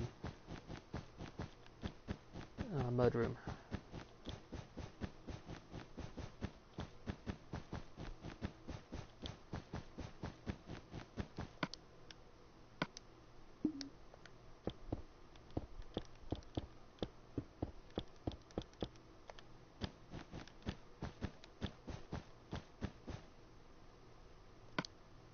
For the living area and the dining room, I'll just use birch. And I'll also extend that into other areas, such as the area underneath the stairs and also the coat closet by the front door.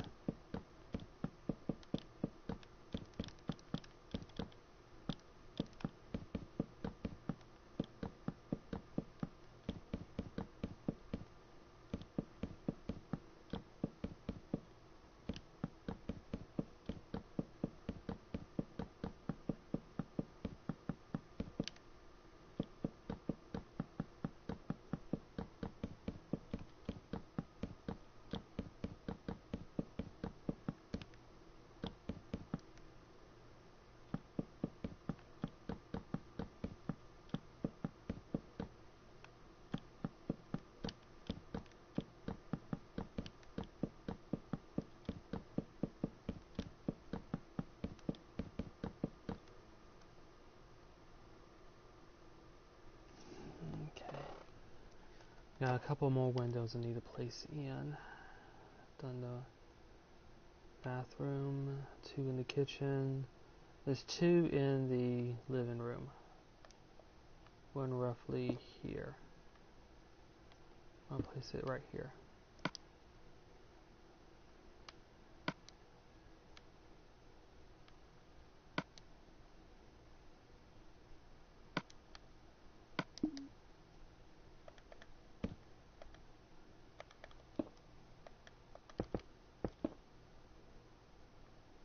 And the second one is roughly lined up with this partial wall.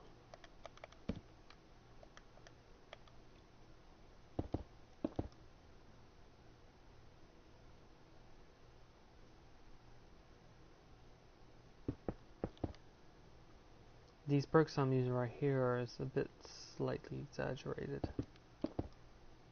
I'll place this one over here. I'm going to move the door for the mudroom and line them up.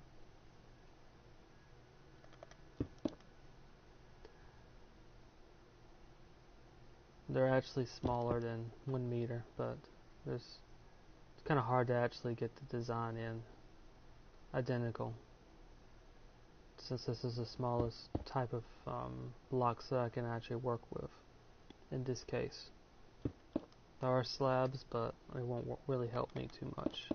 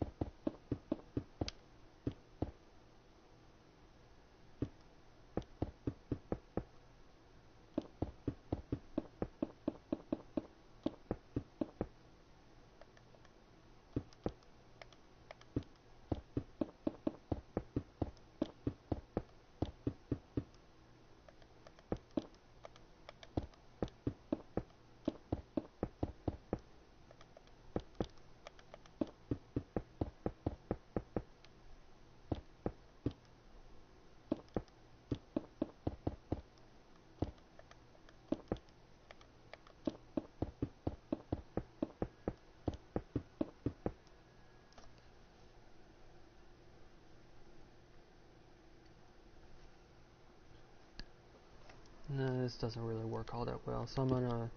The first house had something like this of a design, so I'm going to replicate that rather than this.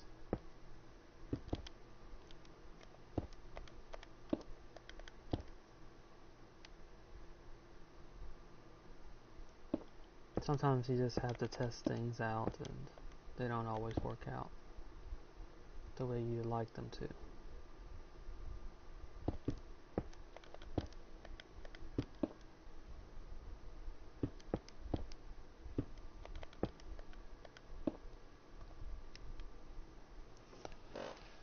Okay, so that takes care of the highlights. So I need to put in the windows now.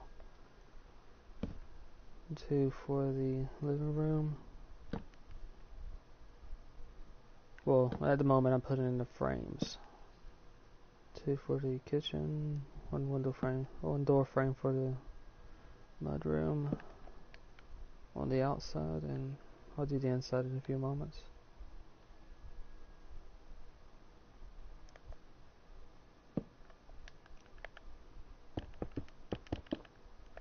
Okay, door frame for the closet.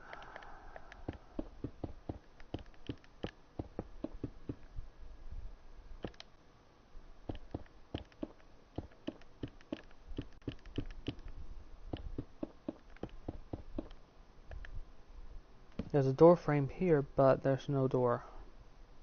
Just a frame.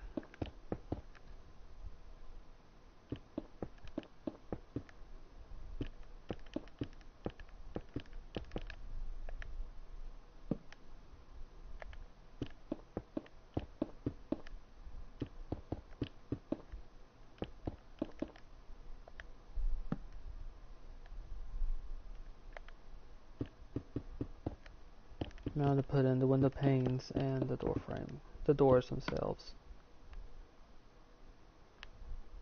I've been using acacia for outer doors and oak for inner doors, mostly because oak has wood panels. And that it's not always a good idea to put a door or a wooden panel for a bathroom, so I've been using acacia for the interior doors, and which means bathroom doors and also bedroom doors, basically doors you're not really expected to look through. For interior offices I've used acacia, not acacia but oak.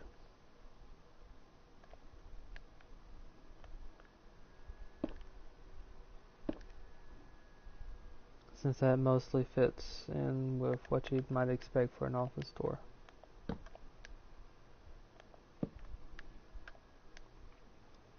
Okay, all the proper doors are in.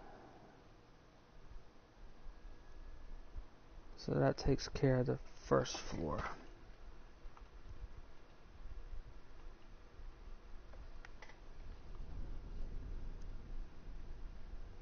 Okay, the roof is a little bit odd. It's a blue tiled roof, and the closest blue tile I have is this purple.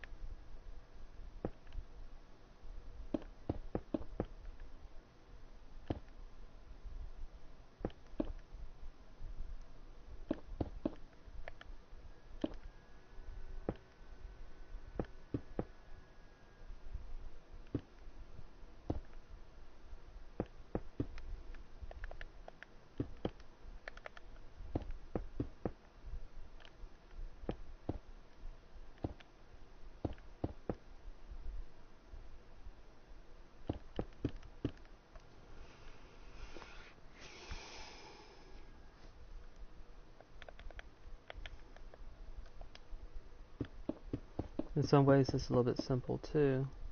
There's not any windows along the front or the back side of the house.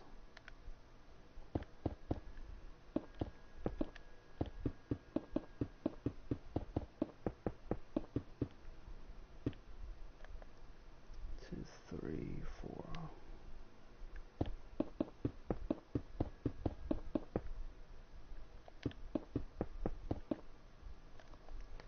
first floor to second floor. 1, 2, 3.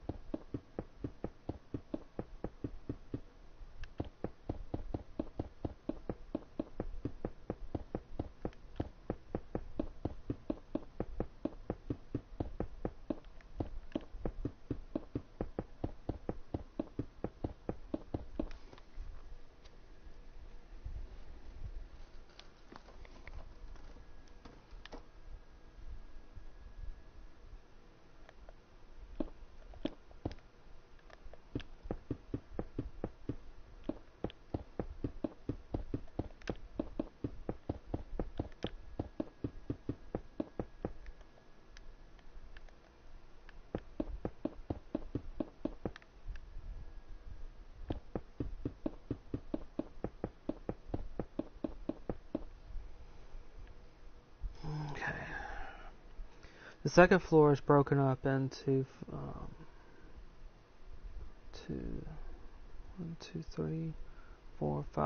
6 rooms. There's the hall closet. There's 2 bedrooms, and there's another bedroom that looks like it's set up as a playroom. It could be used as an office.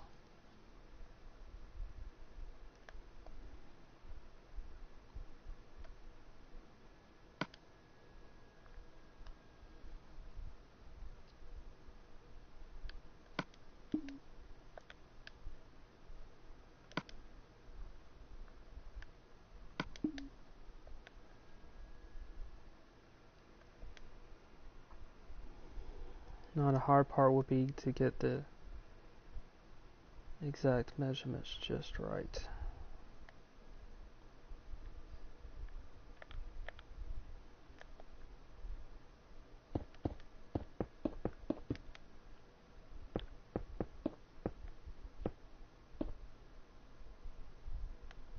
Okay, if that works, this should separate out the bedrooms on the second floor.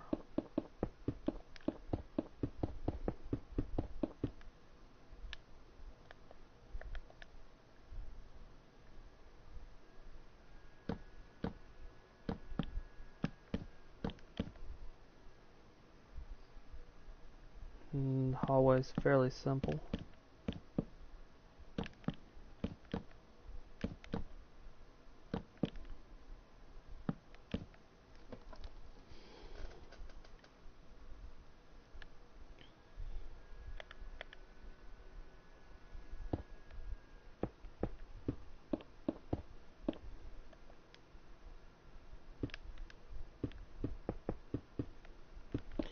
So I might want to make the hallway just a little bit larger. 1, 2, 3, 4 maybe. Can support it.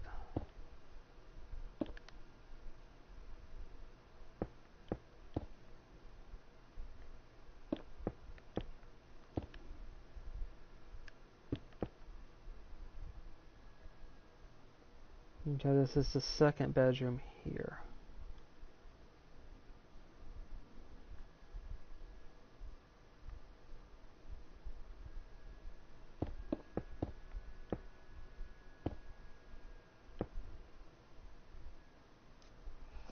It looks like the bedroom is intended to follow along this ridge right here. This wall on the first floor. But because of how everything gets skewed in Minecraft, it's a little bit off. But bathroom here.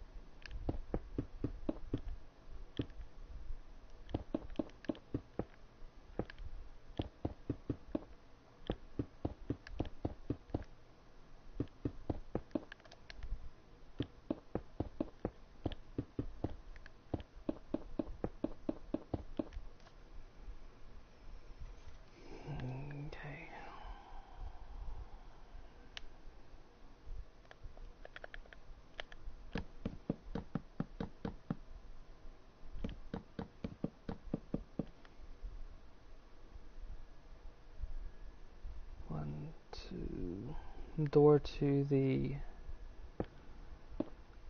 what looks like it could be an office is right here.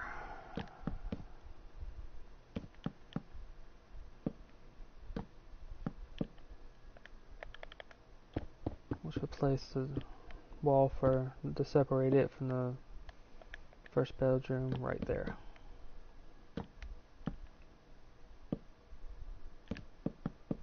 Now once I could put the ceiling in, I'll go back down to the first floor and do any repair work I need to do.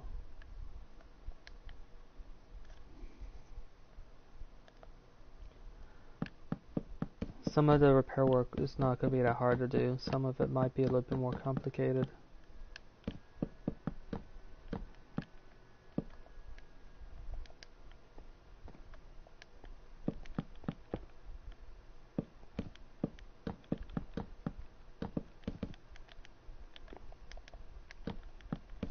Mostly it's just to try my best to hide anything that could be off.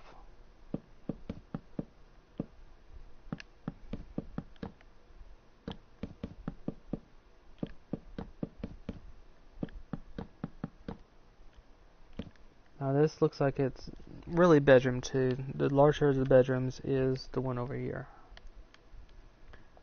Although, like I said, it's slightly skewed because of Minecraft. The bedroom over here, in this bedroom, has a bunk bed in it.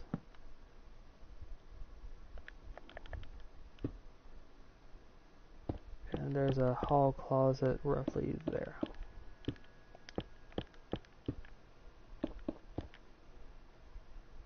Door to this bedroom here.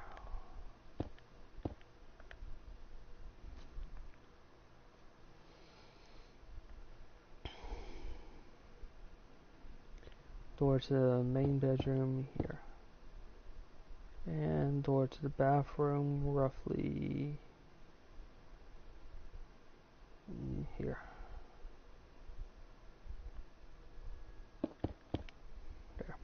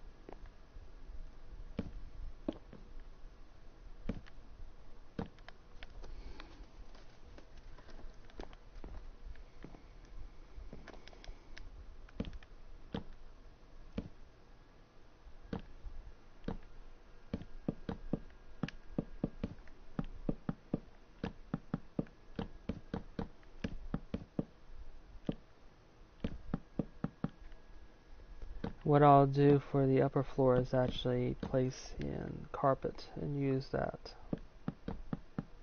for the rooms.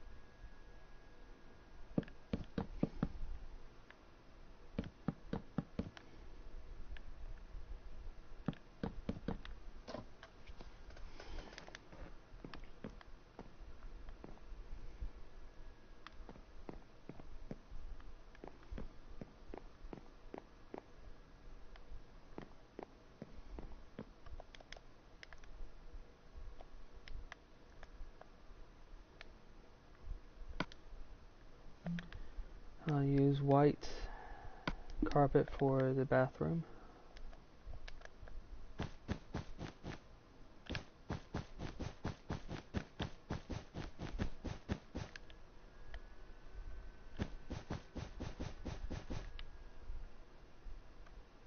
And a light blue for the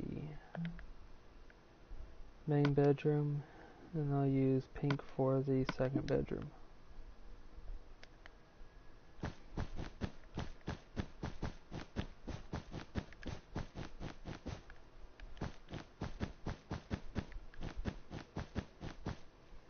It's easy to change the carpet at any rate. And I'll also use light blue for the playroom and which could be used as an office.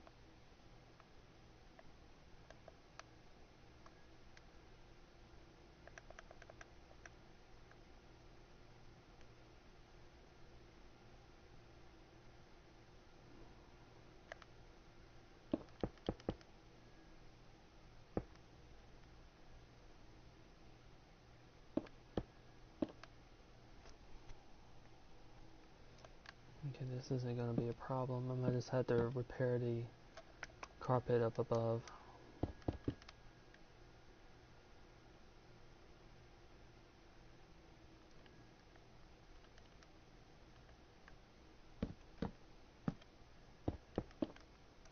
That, however, will be a slight problem.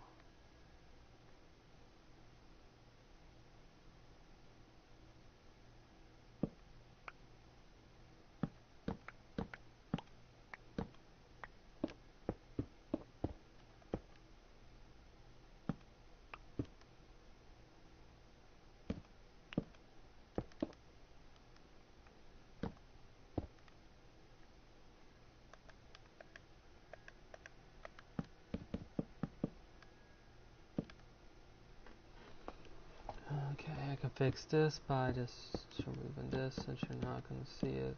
Originally it was going to be on the outside. And this also won't be a problem either.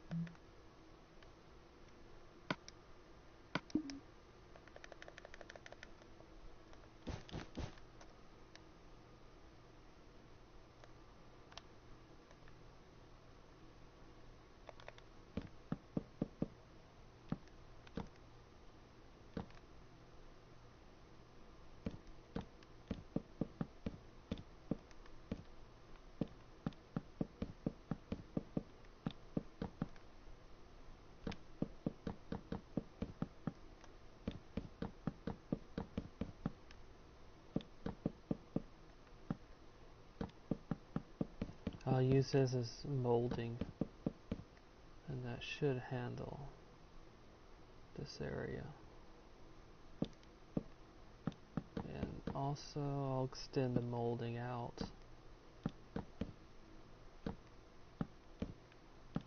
And that should cover everything I need covered.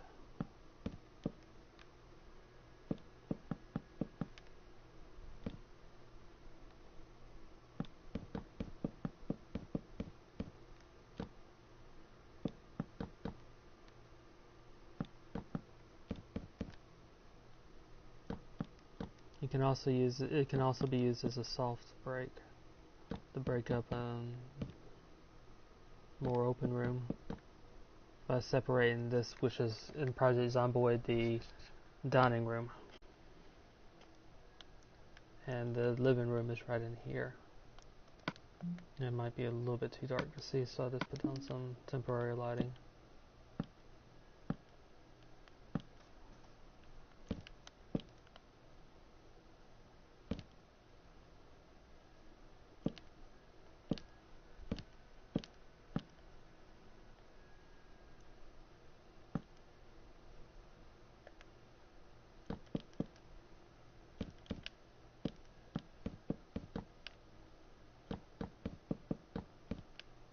As you see, it allows me to virtually eliminate the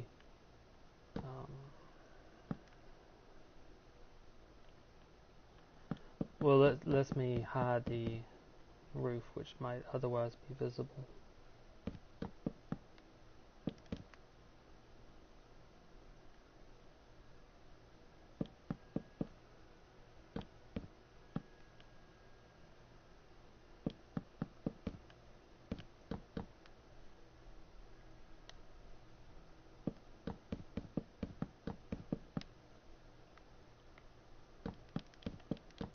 And it also draws your eyes, such as this right here.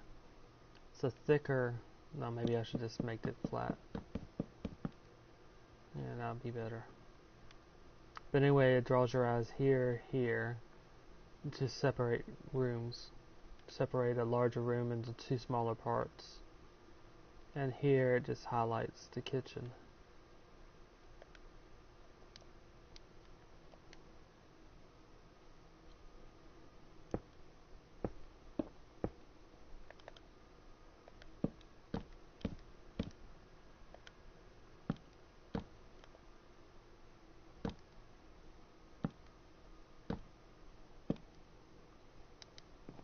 So the stairs are in. Actually, I'm going to extend this out just by one.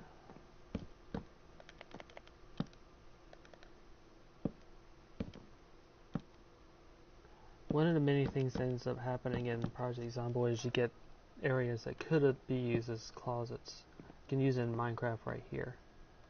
These areas, but they aren't really closets in Project Zomboid.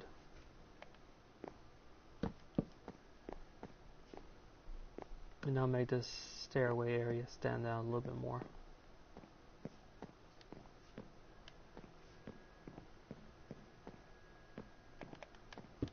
Last thing I need to do is put in the walls. Then I need to do the highlighted areas for the sides, corners.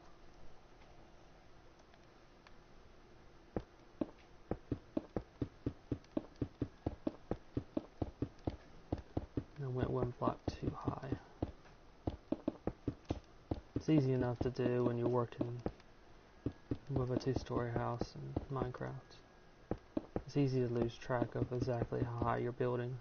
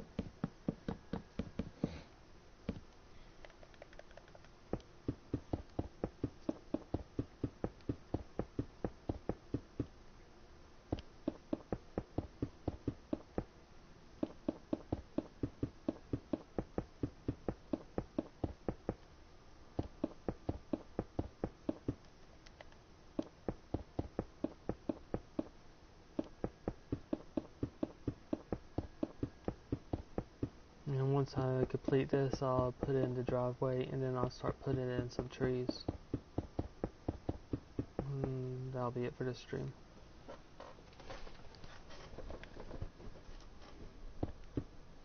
Basic landscaping.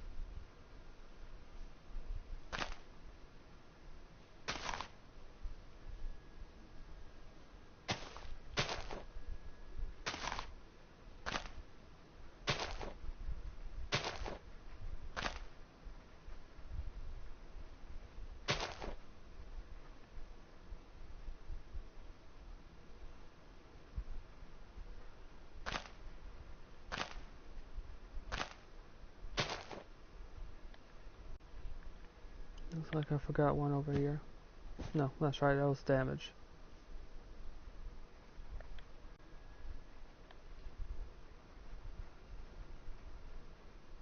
It was to represent damage done to the driveway. Or just a driveway that hasn't been repaired.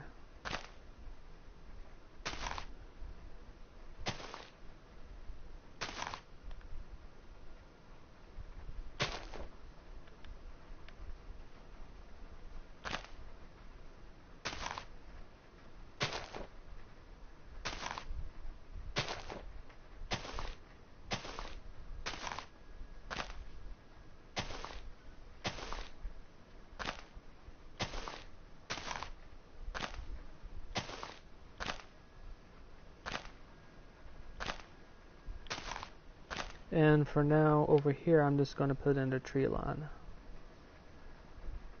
And then I'll start filling out that area outside of stream.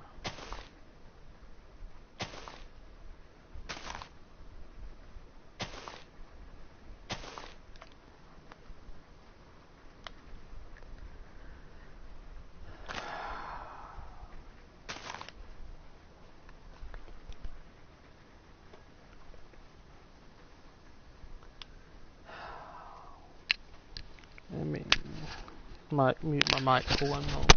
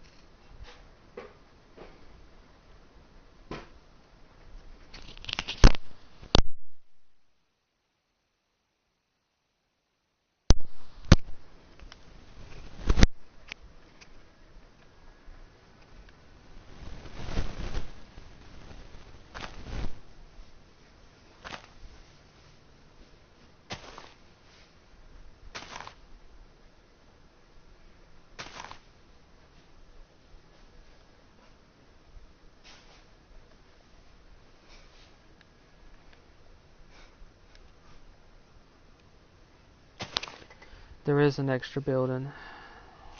I forgot about it till I zoomed out.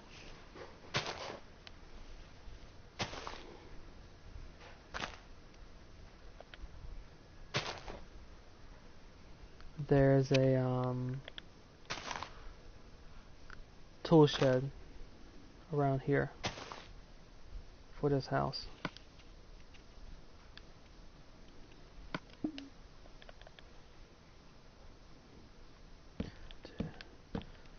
Two, three, four.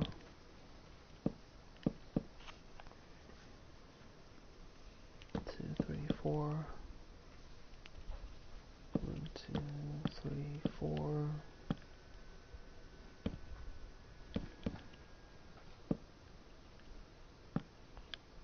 It's got a door roughly there with a window next to it.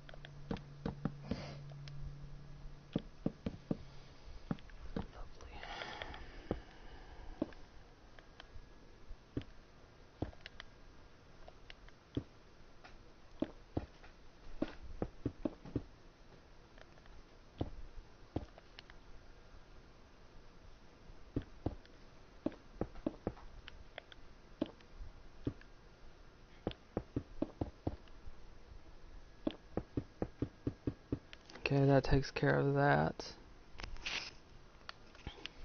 While the spruce trees are growing in, I'll take care of the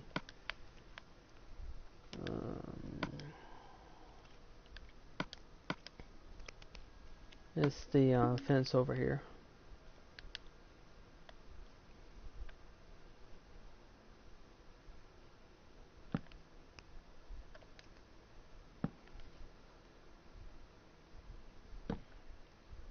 One, two, two, one, two, two, two, two. Trying to get in the peaks for the fence.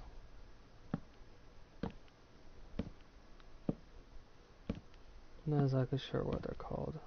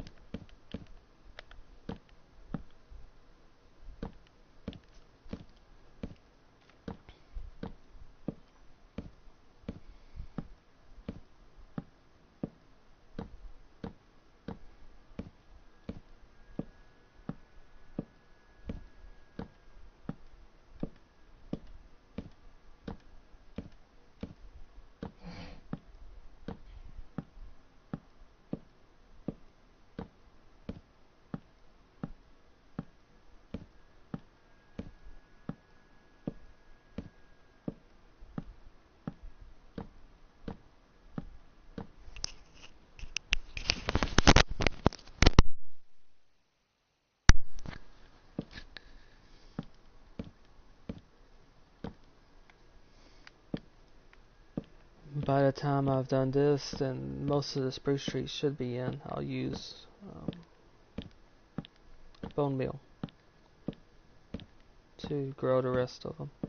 Then I'll start putting in spruce and, not spruce, but birch and oak saplings to fill out the areas.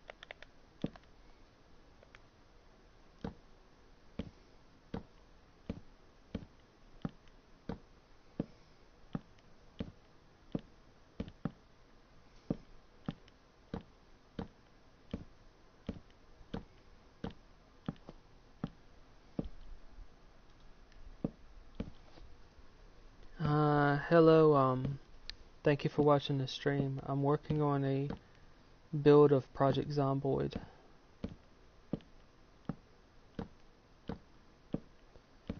It's a game you can find on Steam. It's a top-down zombie apocalypse game, but it's pretty fun.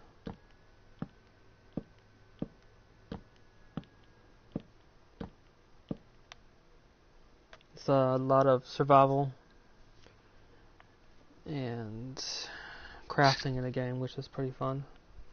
I'm trying to work on a build of it in Minecraft to try to be as faithful as possible to the Project Zomboid game.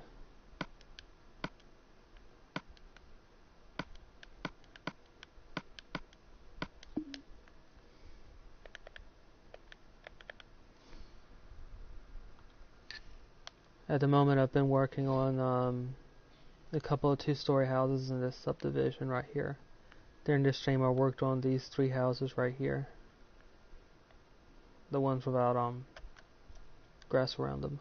And at the moment, I'm going to put in the trees around these houses and also the grass in the areas where grass is higher.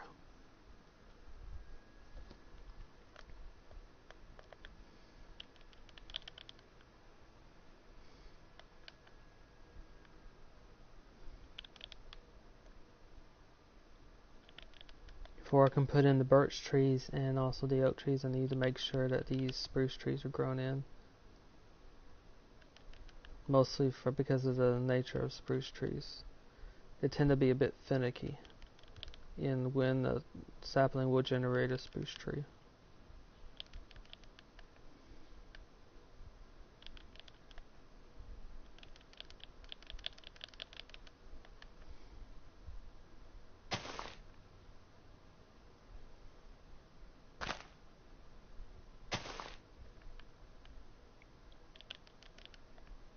Part of also what I'm doing in this area right here, at least, is the tree line. There's going to be a larger forest out in this direction that I'll work on off stream.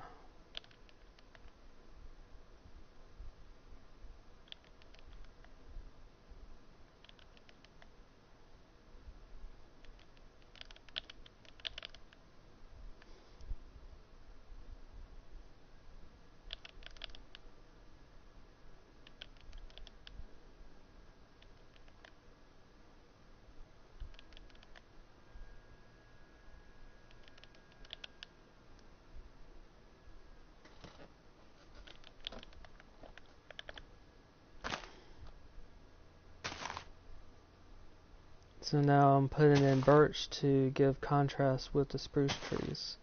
And I'll use oak specifically to fill in areas.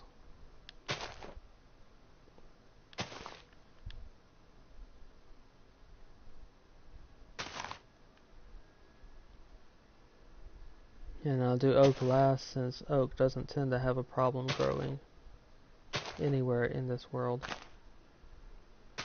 There's many different trees that can be spawned from an oak sapling.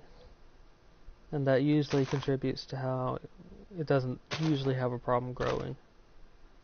There are only a few variations of birch and spruce trees. Of the two of those, spruce trees tend to have a harder time growing in, especially when other trees are around it. So it's easier to put in spruce trees first. Because if you don't, then you may end up with spruce saplings that simply refuse to grow. And sometimes it doesn't matter, it even has space for it. They just won't grow. I'm not completely sure as to why that is. With birch trees, the birch trees have a similar problem to spruce trees, but however, the birch trees tend to be smaller trees. So that usually helps them fit into certain areas much easier.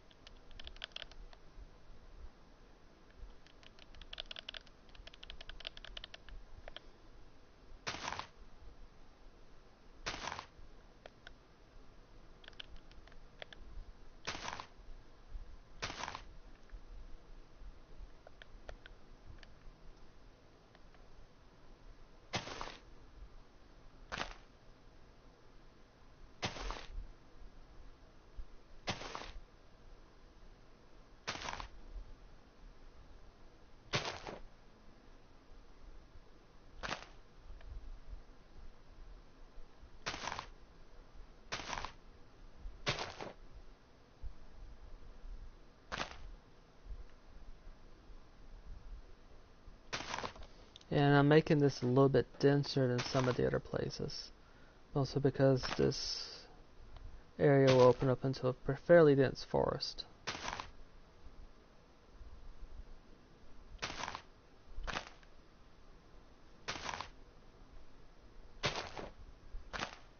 And this also represents one of the edges of town. And this town in Project Zomboid is Muldraugh. If you look at it on the Project Zomboid map, or you're spawning into a new game, it's the center town on the main map.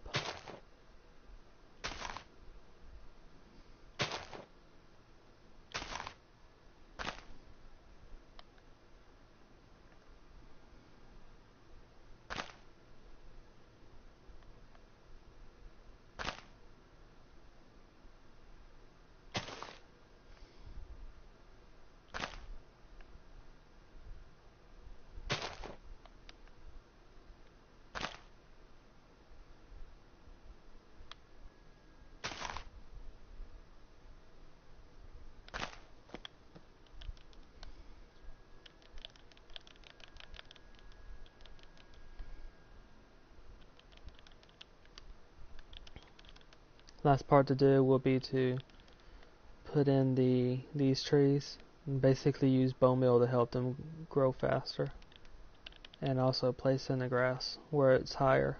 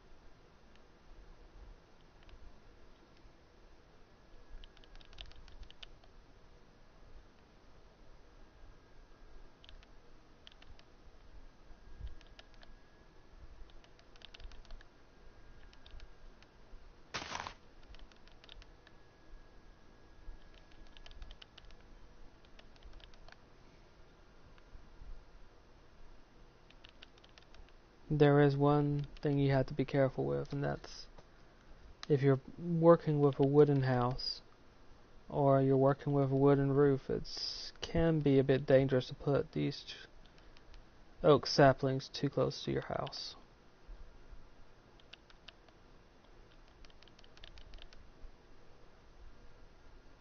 Because the oak sapling can damage it.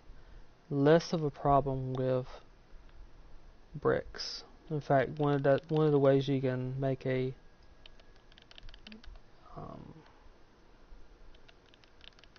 tree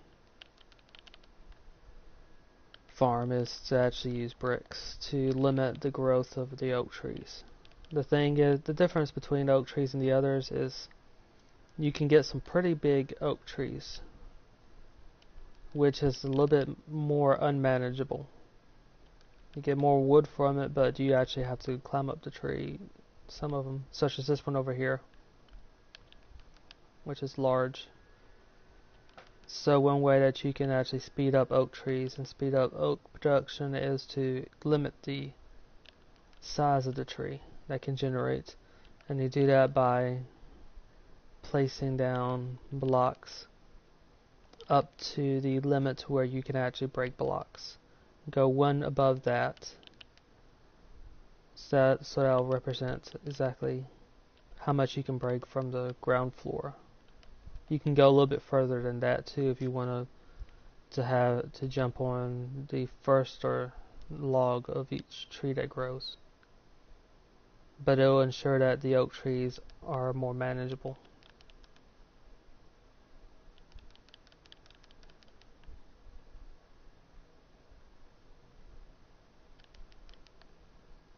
And I'll do a tutorial on that, I suppose, in the near future.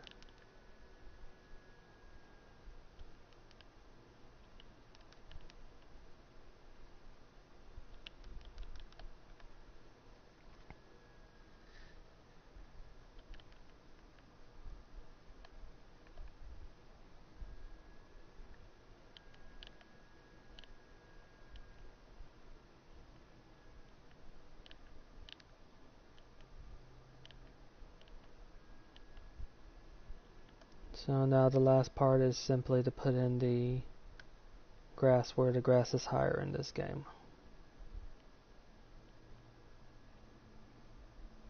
Some of it's not perfectly manicured lawns because basically in Project Zomboid you have a zombie apocalypse, so some things don't get done.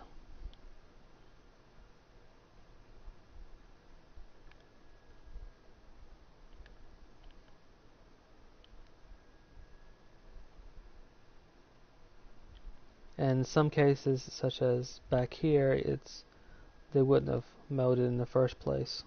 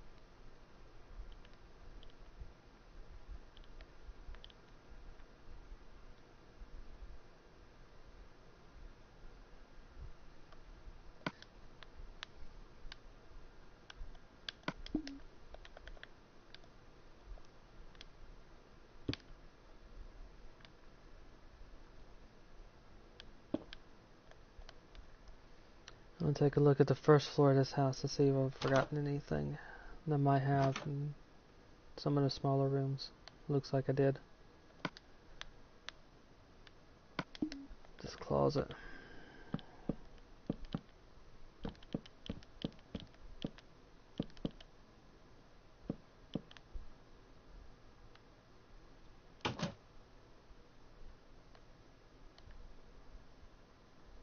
Now to check the mud room and the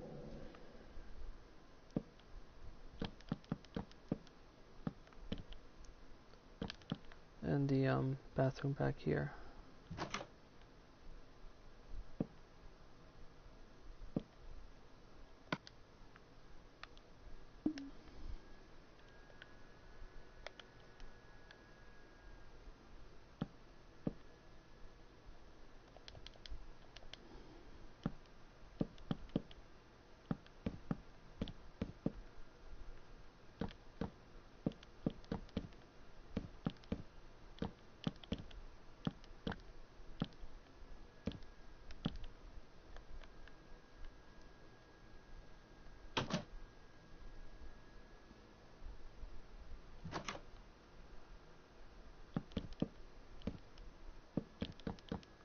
It's easy to forget some of the smaller rooms.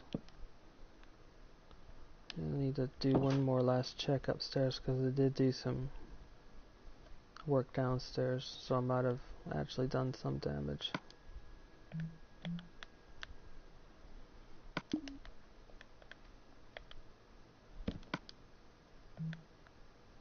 It looks like I also forgot to put in the doors.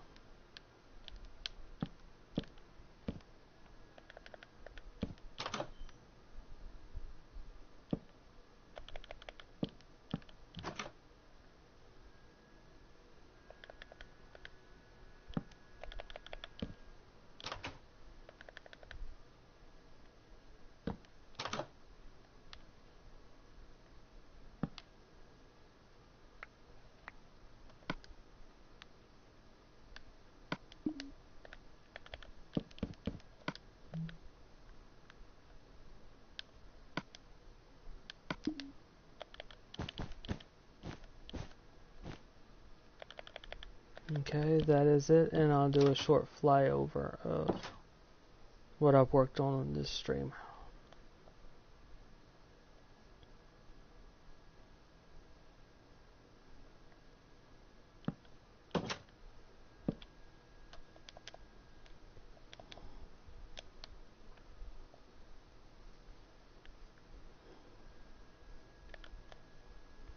I do need to add a little bit more grass though. That's right here. Okay.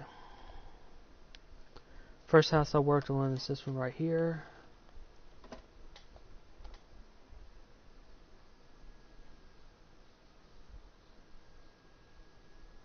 And I should do the highlights for it. It's amazing what you notice when you're doing a flyover. Or I've gotten more used to doing it.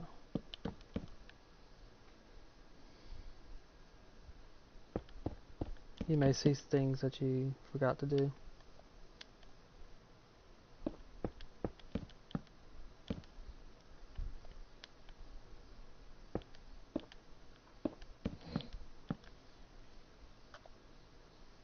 Okay, second house here. This house had a lot of pink wallpaper inside of it.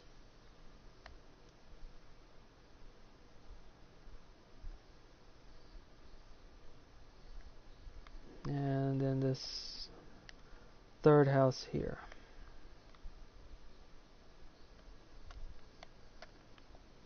This has a nice driveway.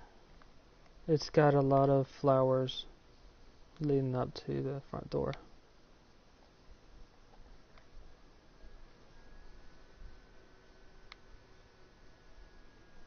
This also has a tool shed out here. And there are quite a few useful houses to make a forward operating bases in.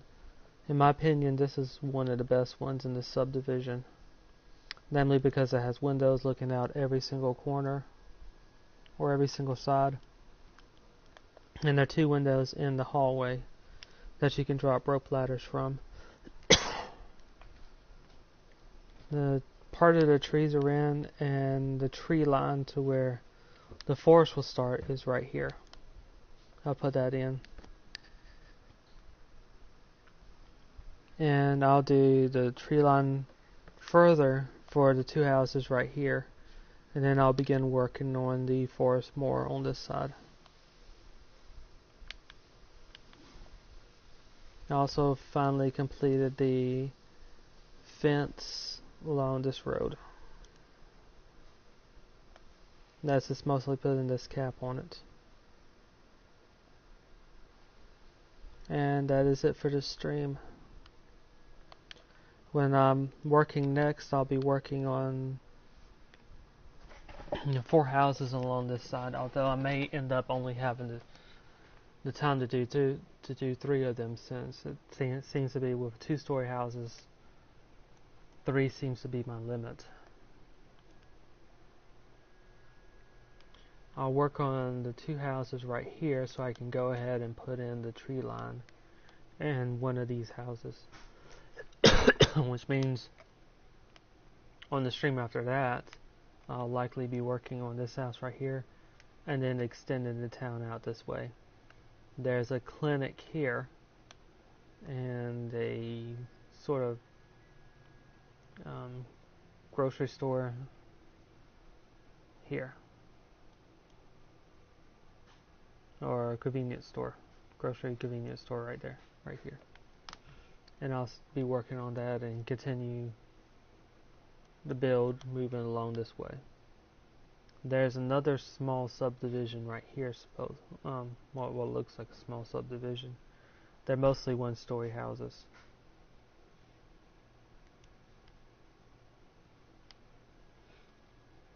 Well, let's just say I'll be working on houses for quite a while. There are a few businesses scattered here and there. Not many though, they tend to be on the small side.